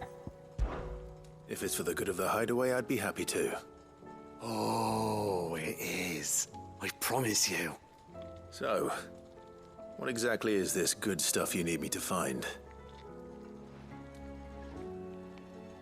We've got a couple of examples here. Spherical echoes, we call them. More fallen materials. So this smelter is similar to the mithril engine in more ways than one. That's right. They're a bit like the thermal helms. Fallen ceramics deal with heat like nothing else, see? And what's more, they're directional, transferring heat from the inside to the outside. But these things, they're all outside. If we line the hood with them, they'll reflect the heat right back into the furnace. We've collected as many as we can, and I know where we can get the rest. Trouble is, they're all watched over by their bigger, uglier cousins. So you want me to visit some ruins, destroy some echoes, and bring back the spheres they're guarding? That's it in a nutshell, yeah. We're only 3 short, mind, and we know exactly where they are. There's one up Amber Way, in that ruin that they call Lost Plume, and another in the Silent South over in Dalmekia. Last one is in the ruins of Advent, which is in the Empire. All right then. Wish me luck. Will do. I'll be keeping all my fingers and toes crossed.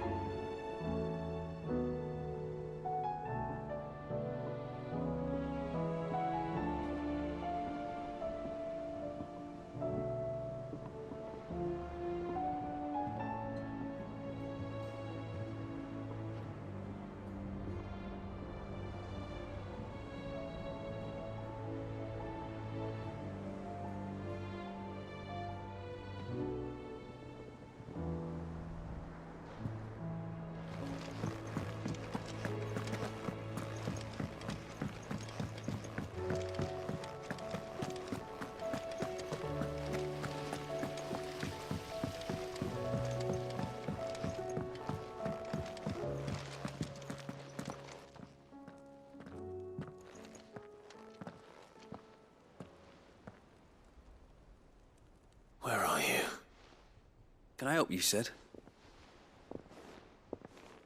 I'm looking for Doris. I'm afraid not.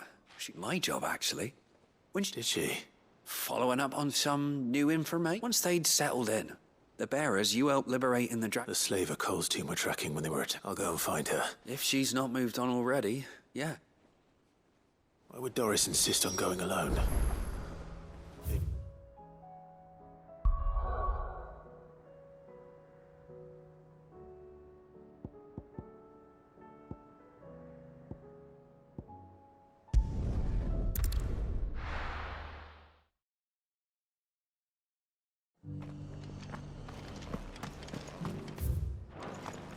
Doris should be somewhere nearby.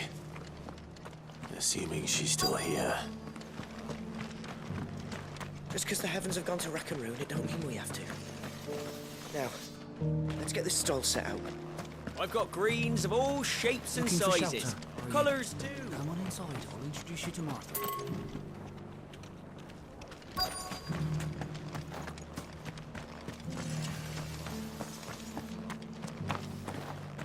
It doesn't still hurt, does it? It's been a pleasure, Doris. Just like old times. I'll give your offer some thought, my lady. How goes the investigation? Sid, what brings you to Martha's Rest? You. I heard you were out here on your own, tracking our slaver. Of course. And it had to be me. The bearers from the Dragon's Eyrie confirmed a long-held suspicion of mine. She's no fool. If we'd come in force, she would have spotted us straight away. That was her just now, wasn't it? So, was it a fruitful reunion? I'd say so. She tried to recruit me. Seems her time in Rosaria is coming to an end. She's abducted bearers from across the region and is... After her brush with those beastmen on the road to Northreach, she hired herself an Imperial escort. She's dangerous, Sid. But I think I can stop her. Then I'm going with you. I'll take care of the escort. You can see the bearers to safety. Where are they? The Baum Archers, soon to break camp. You go on ahead. I'll follow once I've sent word back to the hideaway.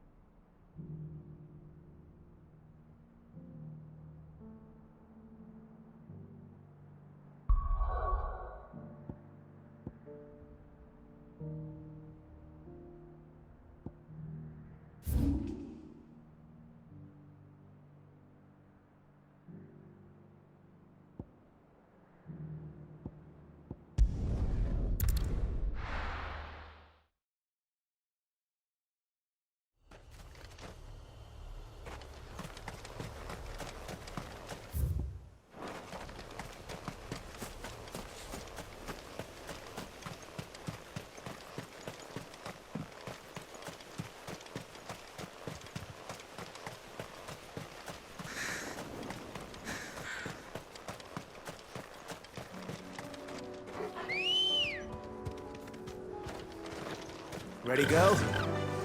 Yeah!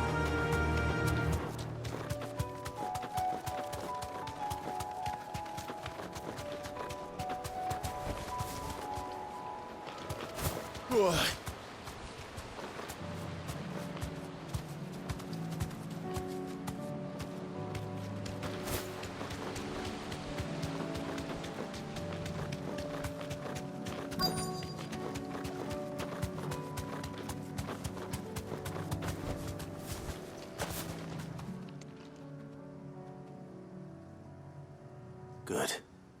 They haven't broken camp yet. How did Doris come to know a slaver, I wonder?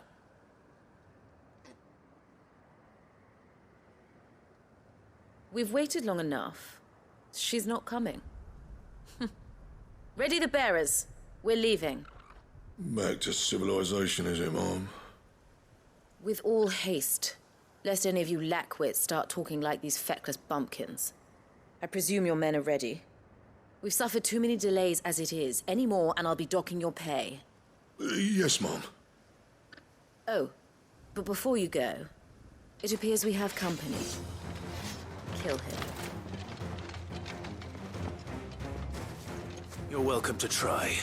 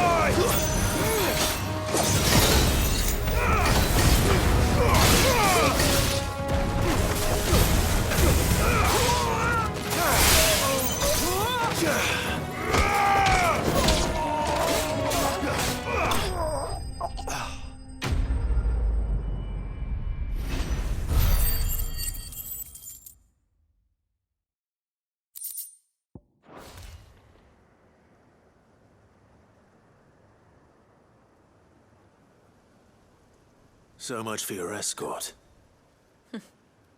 You'll forgive me for not avenging my men. I'm not the swordswoman I used to be. I surrender. Do with me as you wish, Sid the Outlaw. Sid.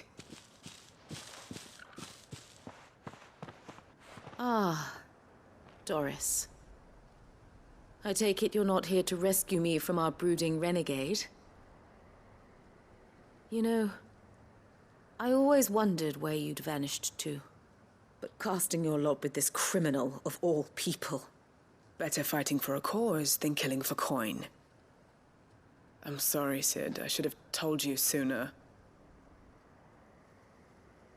This woman, my former master, once trained bearer children to be weapons in service of the highest bidder.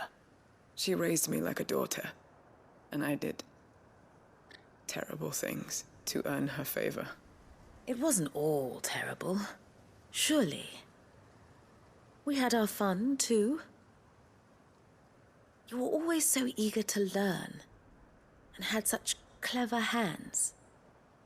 All my other children took either to the blade or to the books, but you proved yourself a master of both. That's why I kept you for my own. How about it? My little dagger. Care to swear that blade to me again? I never swore my blade to you, nor will I ever. I fight for a higher cause, to liberate the bearers of this world. Farewell, Master. You always were a righteous child. Perhaps that's the reason I loved you so.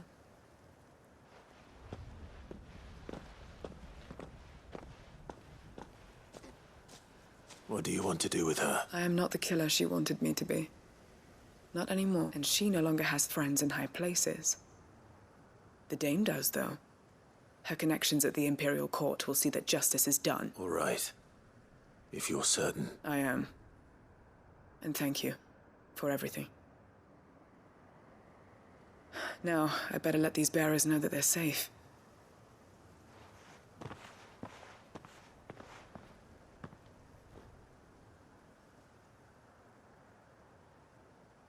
And I should head back to the hideaway and put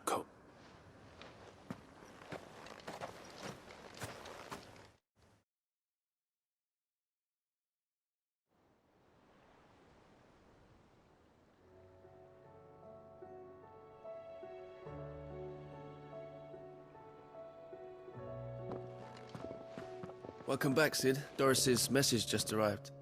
With any luck, they'll be joining us in the hideaway shortly. Oh, and your letter. You don't need to worry about Doris anymore. I'd been hoping as much. So the slaver we'd been chasing all these months was her former master. She's been arrested, by the way, over in Sanbreque, and she won't be getting off lightly. The Empire may have no love for bearers, but it's none too fond of black market traders either. Can't have been easy for Doris. I'm sure it wasn't. But don't worry. She'll be all right. I hope so. You had quite the past yourself before you came here. Anyway, thanks again, Sid. Keep up the good work, Cole.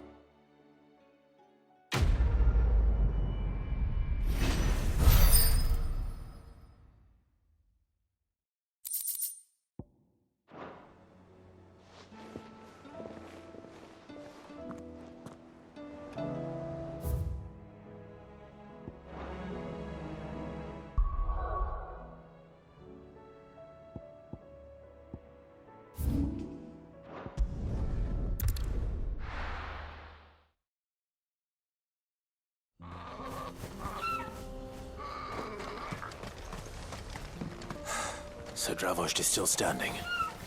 For now, at least.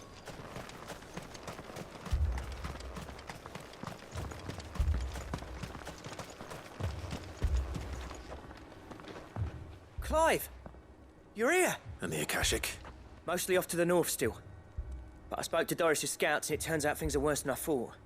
Told old Snotty to be ready to seal the north gate. Enough for the villagers to barricade themselves inside their homes at least. Well done. Welcome back. Sid. I'd never have guessed, you know. Not if August hadn't let slip. Who'd have thought that the savior of Dravost would turn out to be the realm's most infamous outlaw? Keen to help us out again? I am. Thought you could sneak off without me, did ya? Blackthorn. Oh, what are you doing here? One of the scouts couldn't keep his voice down. Unlike my best mate who didn't think I deserved to know. So then, how long's it been? Long enough for us two to turn into a pair of old codgers, I see. That your idea of an apology? Prick. Don't listen to him. You only did what you thought was best. I did, but that ain't the whole of it. Vulcan, our master, he left it to me. Bloody stupid tradition. If someone's got talent, you should let them practice their craft, not ask them to settle petty feud. Our master wasted half his life that way. So you wasted half of mine instead. You're what Dravost needed. Under me and my precious ideals, this place wouldn't have lasted a year. So I left to devote myself to the work, and I may be a selfish prick, but I only did what I felt I had to. What you had to do was your duty! Even if it meant we all starved? Enough. This is no time for bickering. You can finish beating each other up once Dravost is safe. Fine. I've said my piece anyway. Yeah. Sorry, Clive. I shouldn't have stuck my nose in. We're short enough on time as it is. Still, give us a mo, would you?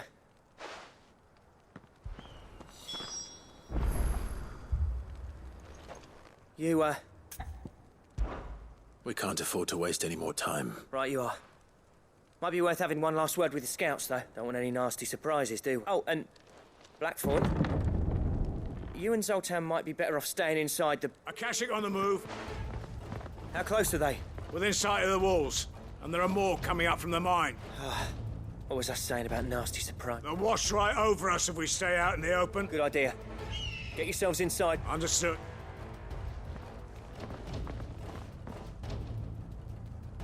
I'm prepared to fight if I have to.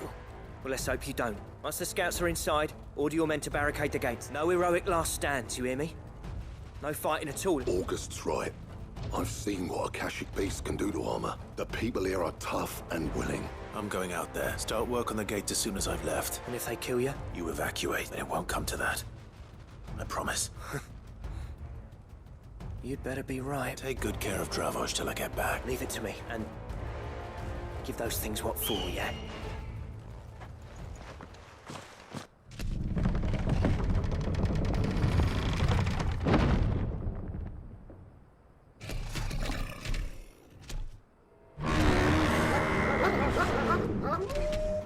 All right.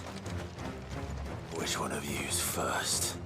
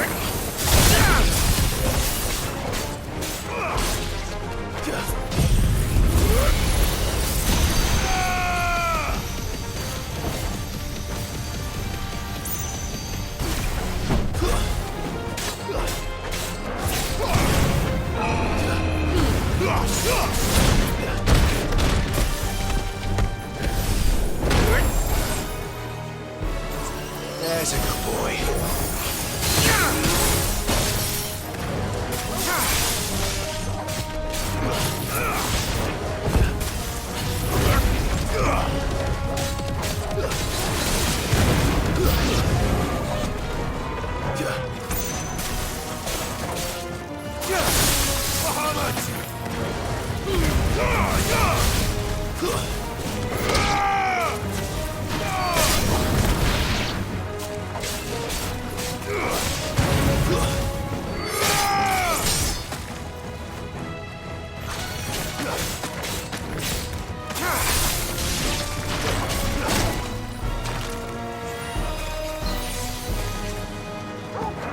me, boy!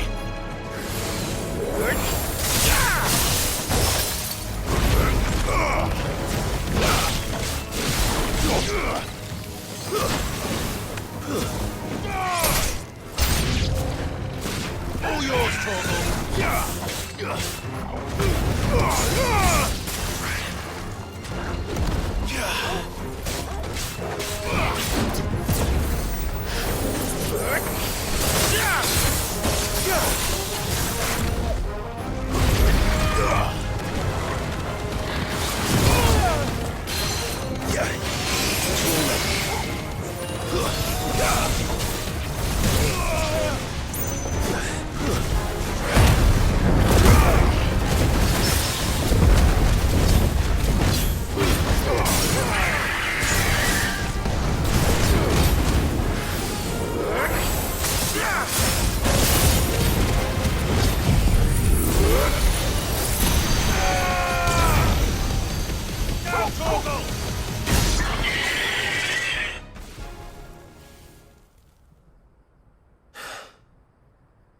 Is that it? Apparently not. They're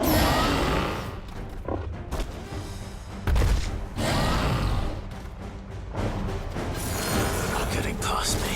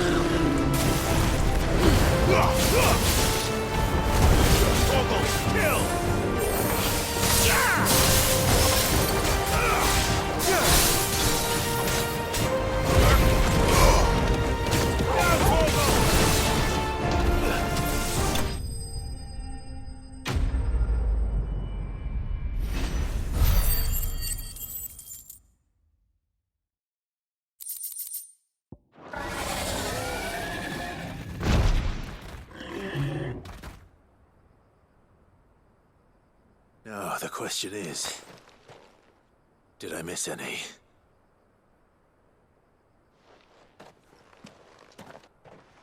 Man alive! You're still in one piece! I slew as many as I could.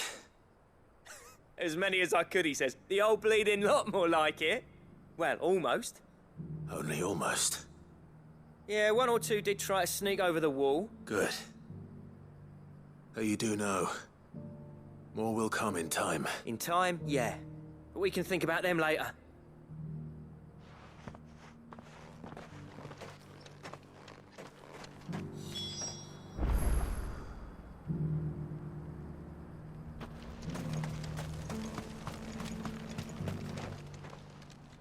Sid!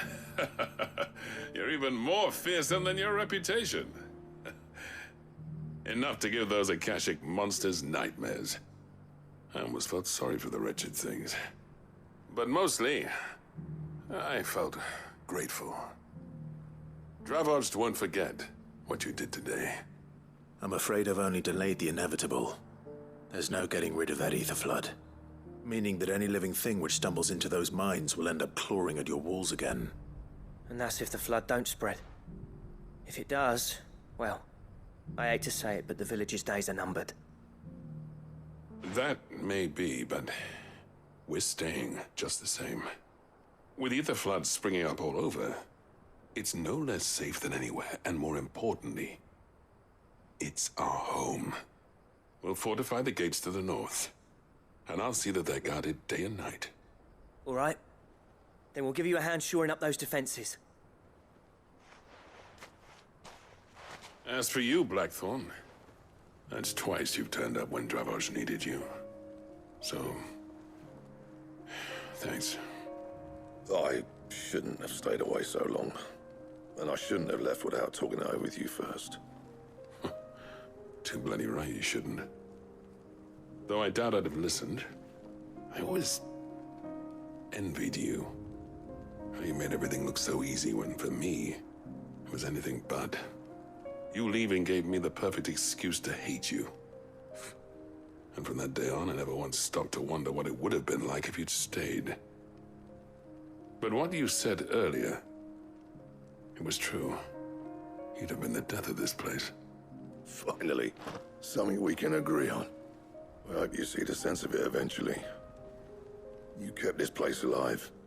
Alive, perhaps. Wealthy even, but Dravoj isn't what it once was. Our work used to be the pride of Dalmekia. Now, we churn out the same rubbish day after day because it's easy and turns a profit. It's not about the craft anymore. I wouldn't send my sons to war wearing the shit most of our smiths are making. I've kept working, honing my skills, trying to lead by example, but no one sees the point. The average castle apprentice has as much passion for the craft as our current lot. Come back to us, Blackthorn. Remind Dravoj what a true master blacksmith looks like. I'll even man those bellows of yours if it means we can work at the same forge again. That's a kind offer. Kinder than I deserve. And I wish I could accept, but I'm needed elsewhere. There's people who trust their lives to my steel, and I daren't let them down. Fair enough. But that doesn't mean I couldn't visit from time to time. Let's see if we can't rekindle this town's passion for the craft, shall we? I'd like that. Just be sure to tell Snotty to let me in the next time I come calling, yeah? Knowing him, he'd let you in anyway. Blackthorn.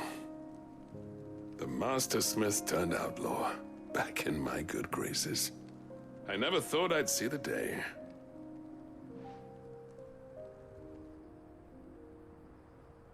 I'd say that went pretty well, wouldn't you?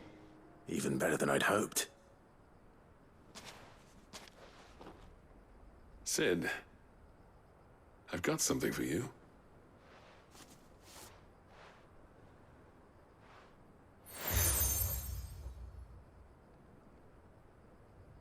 And this is? A token of our lasting gratitude. But I'm of a mind to make you a far grander gift. Designs for a certain sword have been passed down from chief to chief for generations. Now hold on, Zoltan. There's a reason no one's made that blade in centuries. There's not been a craftsman equal to the task. I'll admit your cinders make impressive steel, and I've learned to own an edge Odin will be proud of. But the engravings on that thing are enough to make a jeweler cry. And they're not just for show, either. Have you forgotten what brought you back to Dravost in the first place? A certain ring? I knew I'd never surpass you with the hammer and tongs. So I turned my hand to a different kind of metalwork. Between the two of us, I'd say we're the equal of any master craftsman ever to have graced a forge.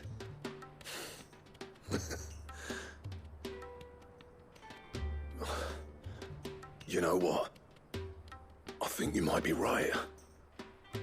Clive, you wouldn't mind if Zoltan came back to the Hideaway, would you? He's more than welcome. As long as he can keep our secret. Right. Zoltan, get your tools. We've got a legend to forge.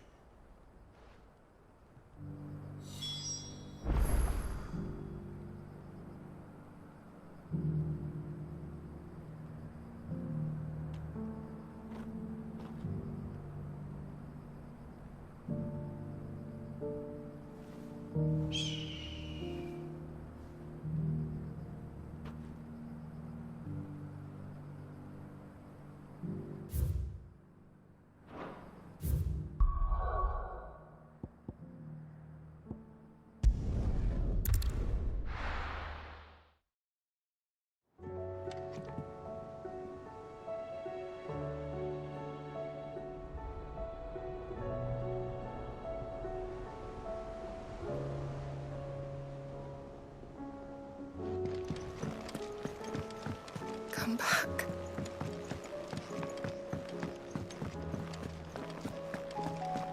Oh, don't tell me we've run out of happy nuts and all.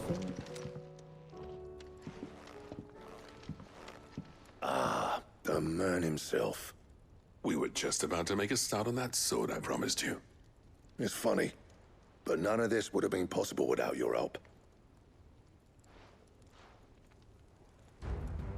You remember Camille? We'll be using his leather work for the grip. The steel, meanwhile, will be tempered in a fire, burning the cinders you charmed out of old Zoltan here. And that whetstone from the Outer Isles? That'll be what gives the blade its edge. And the final flourish will be my talented colleagues' engraving. A team effort led by the greatest blacksmith alive. Now, save that talk till the thing's finished, yeah? Right. I'm ready if you are. To the bellows it is, then.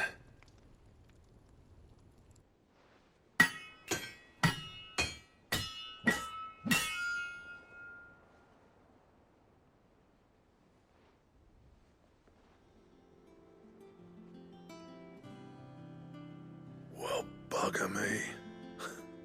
We actually did it.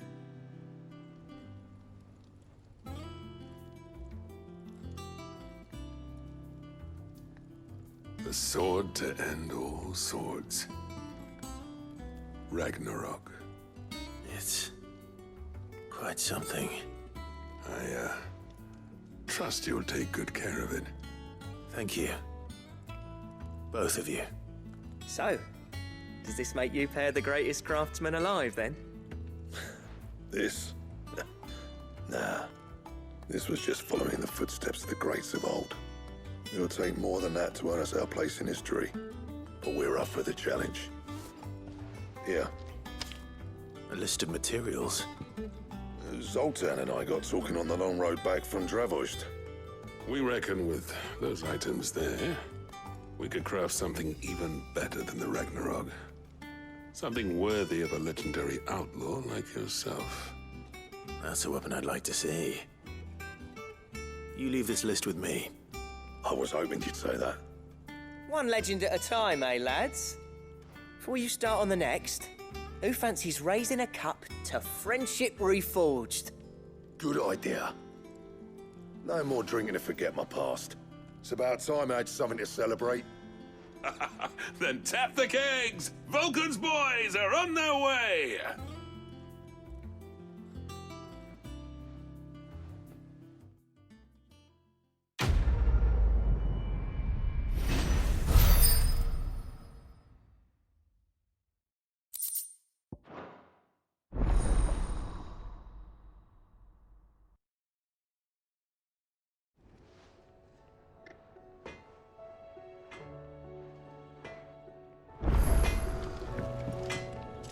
What do I owe the honor?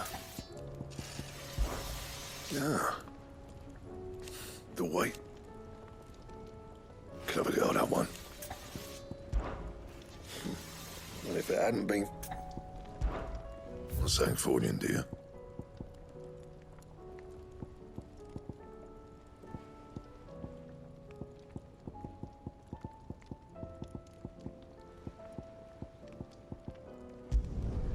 Should last you a good while.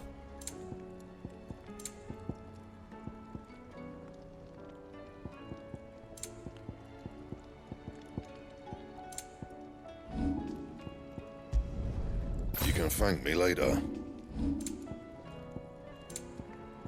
That it?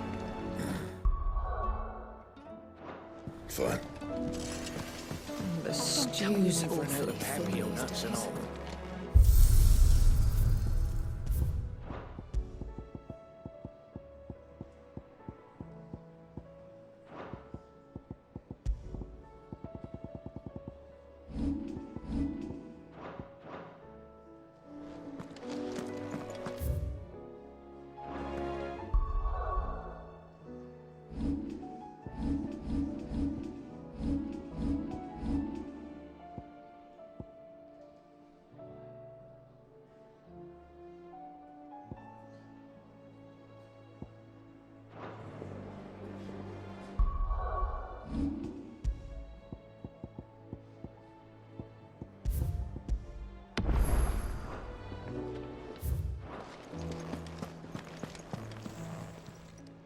Still alive, are you? Coin purse weighing you down?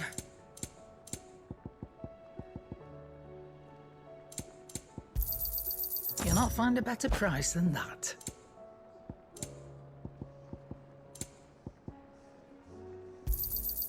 You're rubbing me blind, you know. It'd better all be here.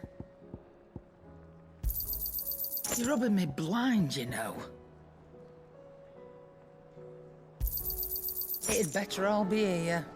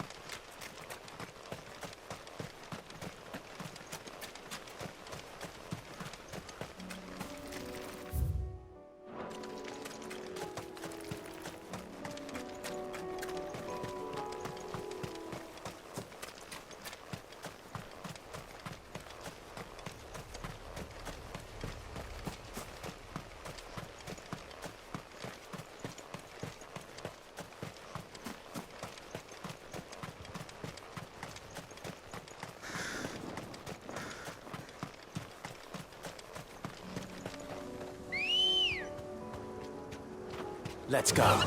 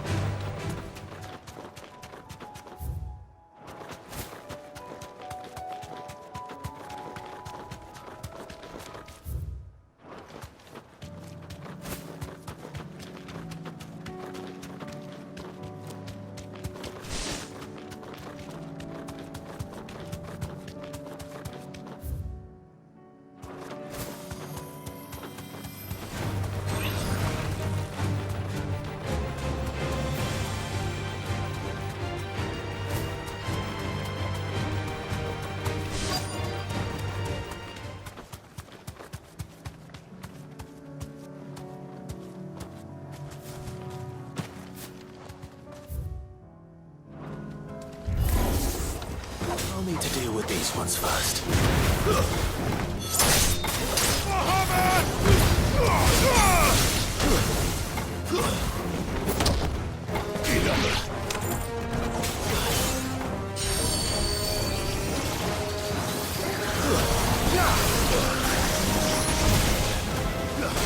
Help me, boy.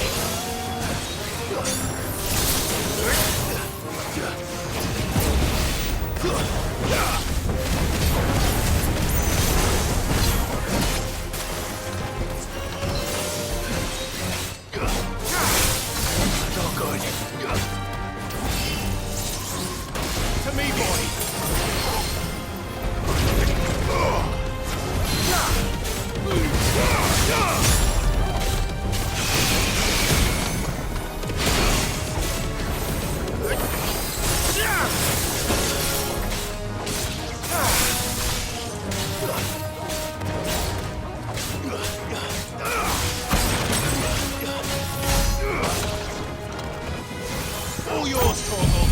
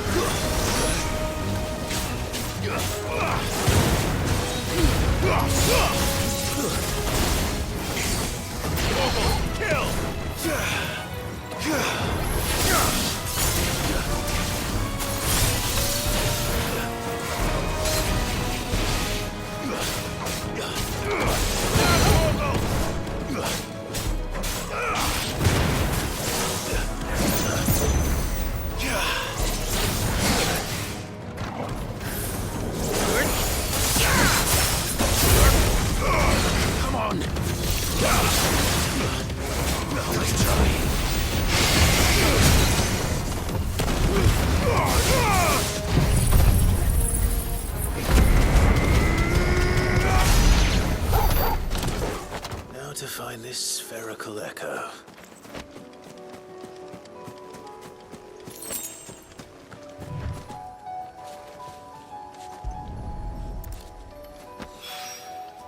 This is it. Right then. Just two more to find.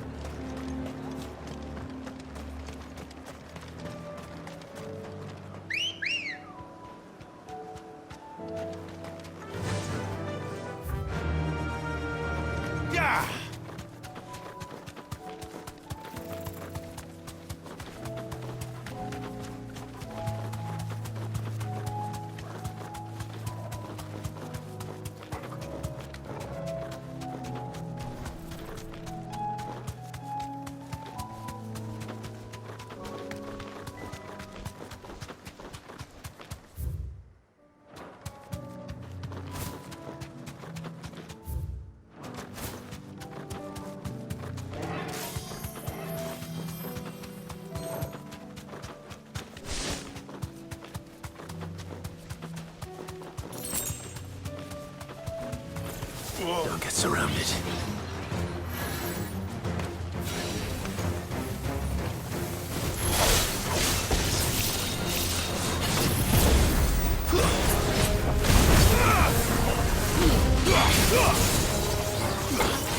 To me, boy!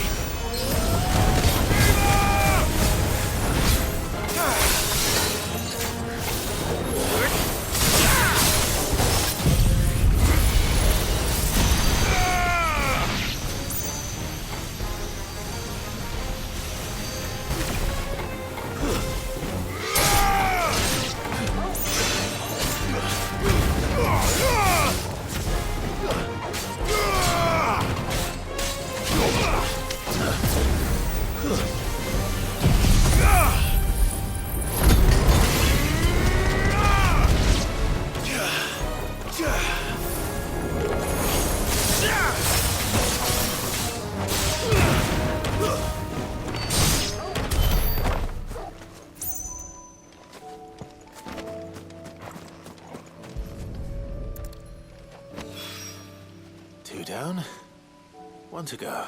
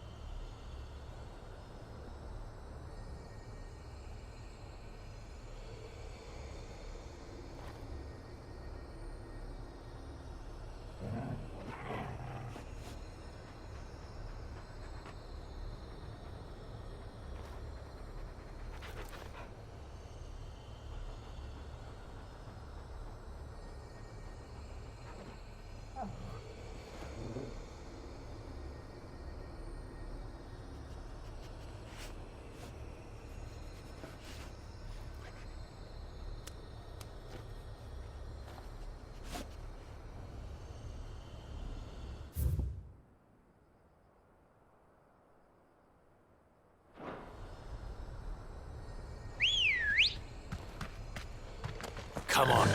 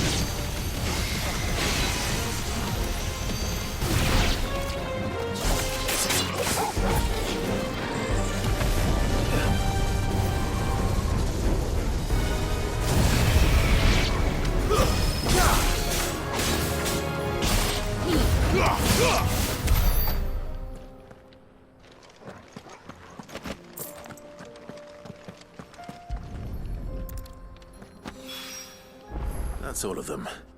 Owen can uncross his toes now.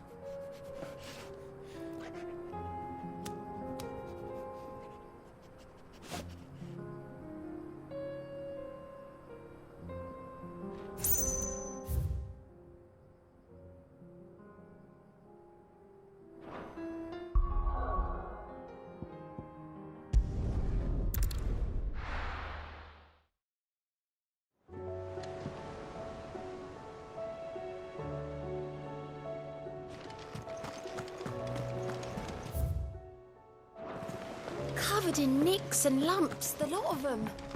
It's a wonder they can still walk.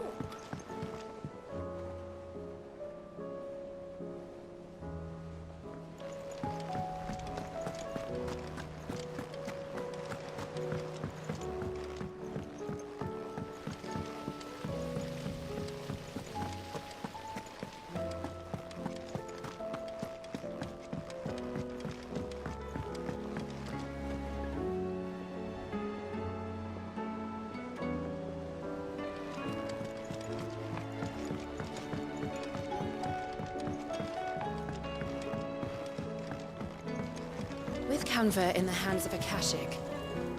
Ah, sir. Good, thank. Oh.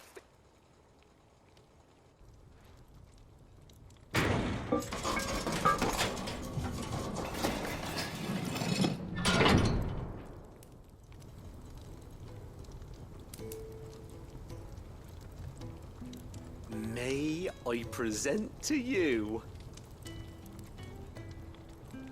the Telemon Furnace? Ain't bad, is she? She's a beauty. You saved my bacon again, Sid, and I ain't about to let your good deed go unrewarded. It's fine, really. My bag's flexible enough already. Oh, don't say that. I'm sure I can make a few improvements to it yet. You could just buy me a bigger... How about that clasp? Looks a bit stiff. Reckon you could loosen it up and make some more room? And I reckon I know how. With a new alloy we've been working on. The Telemon Furnace was just what we needed to perfect it. It's a metal, see? So it's lovely and strong, but it's also, well, stretchy, if you can believe it. Stretchy metal. Well, if you insist. That is the spirit. You'll love it, I promise.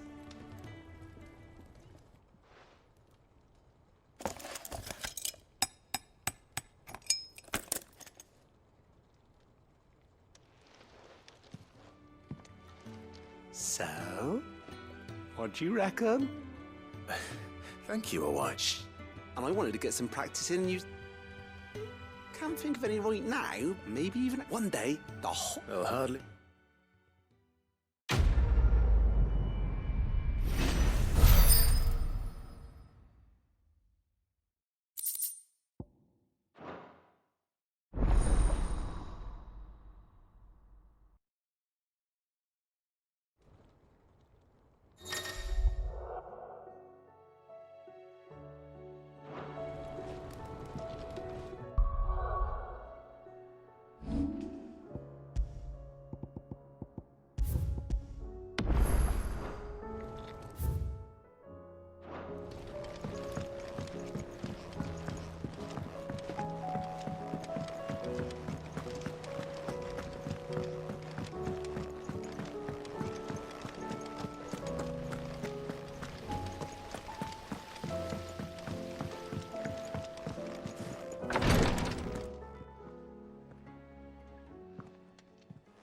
How are you feeling, Joshua? Better than I was. But not nearly as well as you should be. Your cuts and burns may have healed, but your body still bears the burden of every spell cast. And what would you have had me do? It was no ordinary foe we faced. It was the Warden of Darkness. Yet still, it was not enough. The king could have ended me at any moment, but instead chose to toy with me like a curl does a mouse.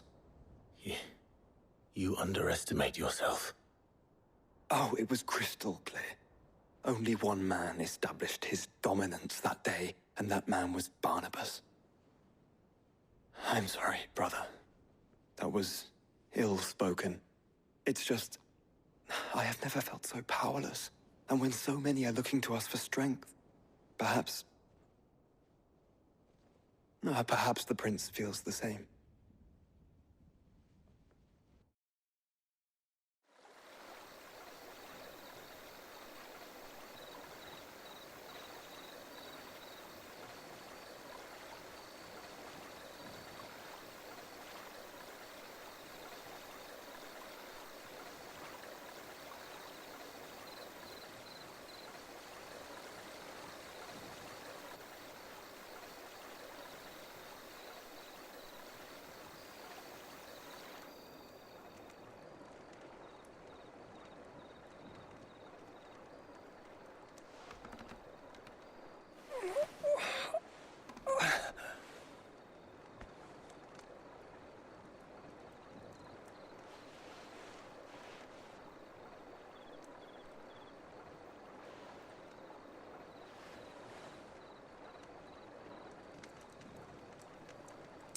What is this place?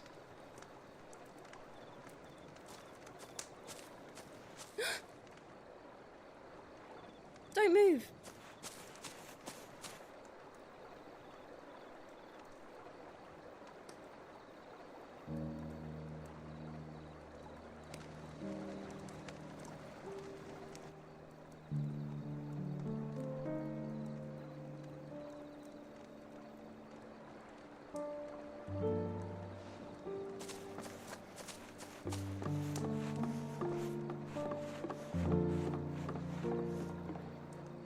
Here, it's fresh from the well.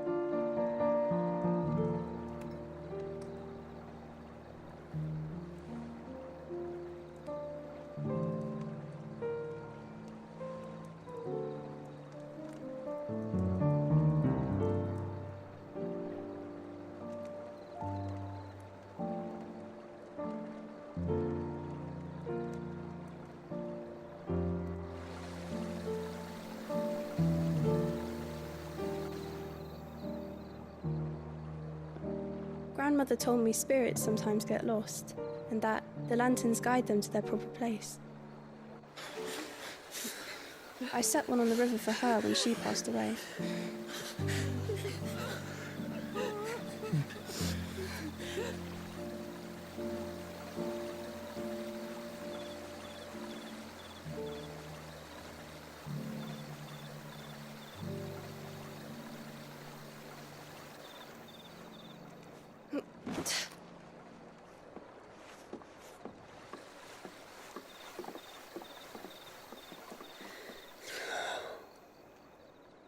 The fiend works from the shadows.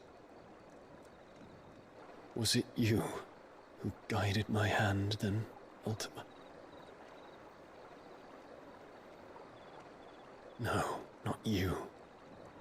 This is my doing, my fault, my sin to bear. And for it, I must atone. Your hurts are healing nicely. It was my poultices that saw you well. You make them? And sell them, or try to. Earns me enough for bread, most days. Forgive me. I have nothing to... I know, but I couldn't just leave you lying there.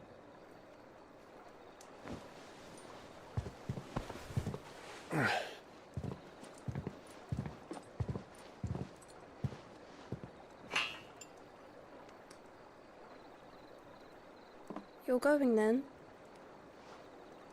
Of course. I'm healed. Thanks to you and your poultices. Will you promise to come back and visit?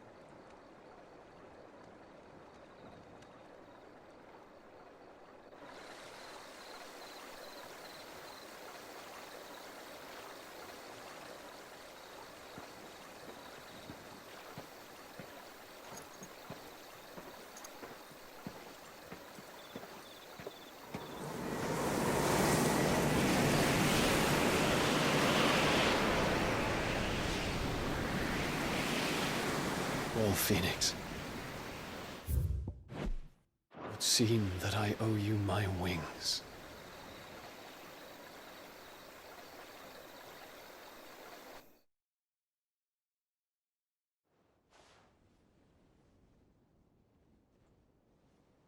Perhaps he can find an answer. You will be returning to Waloed soon, I gather. I see no reason to wait. Then neither do I. I can think of a few, but I doubt they'll stop you. You will take your medicine. Of course, Lady Daya. Set on leaving already, are you? How long will it take us to get back to Ash? Dunno, about the same amount of time it took us to get here. Maybe less, if your uncle can find someone trustworthy to patch up the Enterprise. All depends on where we're putting into port, mind. Yes. It's not as if we can put ashore wherever we choose. We have to assume that the whole of Ash is hostile, and that we'll be attacked on sight. Then we must find a place they won't think to look. And I have an idea who might know of one. The Professor! I'll go and tell you come in.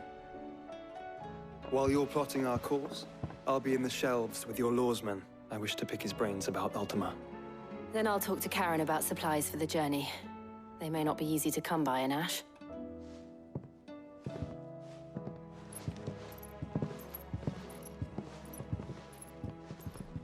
Your brother's body won't take much more of this recklessness. You know that, don't you? I do.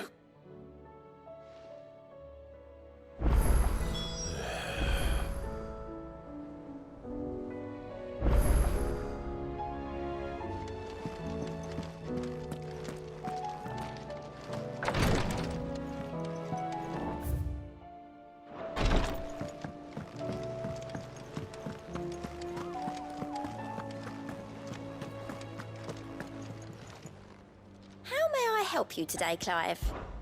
Your benefactors are a generous lot. All yours. Come again. I may have more for you. I'll still say we're a compliment. Say it all. Ah, Clive. I was wondering when you'd arrive. Please tell me you've come to take our young prodigy here off my hands. I'm not here for Mid. I need information on Ash. Then why not ask Molly if you can look in one of her ovens? Go on. As soon as the Enterprise is ready, we'll be setting out for Drake's Spine. And we're going to need a safe place to land. Preferably one that won't see my ship blown to shit and splinters. If it were that easy, do you think Waloed would have resisted invasion for so long? Very little is known of Ash. And the information we do have is spotty and outdated. We have the good King Barnabas to thank for that. Waloed's borders have been closed to outsiders since the day he seized the throne. If there is anywhere safe to land, you won't find it on my map. Then tell us what we will find. I'm sure you know better than we do. But no splinters! All right, if it will get you out of my hair. But interrupt me, and it's over. Understood?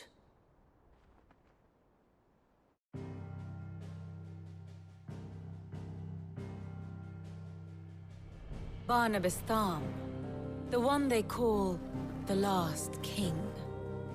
Understand him, and you will understand the kingdom of Waloed. Barnabas was only a boy when he arrived from beyond the southern seas, and barely a man before he united the ragged tribes of Ash. And having unleashed them upon the formidable Veldamark, he set his throne upon the ancient kingdom's ruins. The victory sent shockwaves around Valisthea, tales of Odin's might spreading through every court, parlor, and drinking hole in the realm.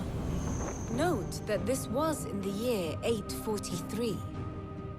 And that the king still sits upon his throne some 40 years later, quite untouched by time. Waloed's recent inaction left many wondering if Odin had lost his appetite for war. And yet here we are. The Einherjar was committed to the fray, a bold declaration of intent. Orcs swarm around Drake's Fang, and throngs of Akashic haunt Canva's streets. Though how precisely the havoc they wreak serves Waloed remains unclear. Regardless, if the order to attack truly came from King Barnabas, then one thing is certain.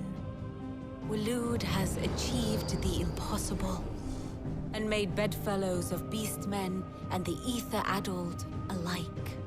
All of which is a roundabout way of saying that you will be in unknown territory when you set foot on Ash.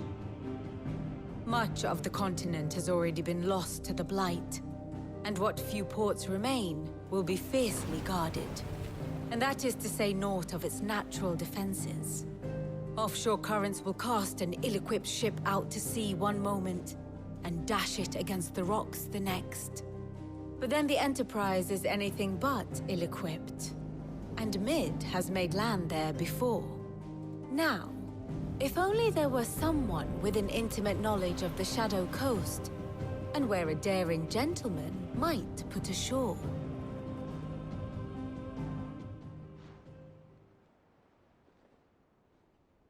You see, Clive, you had the answer all along.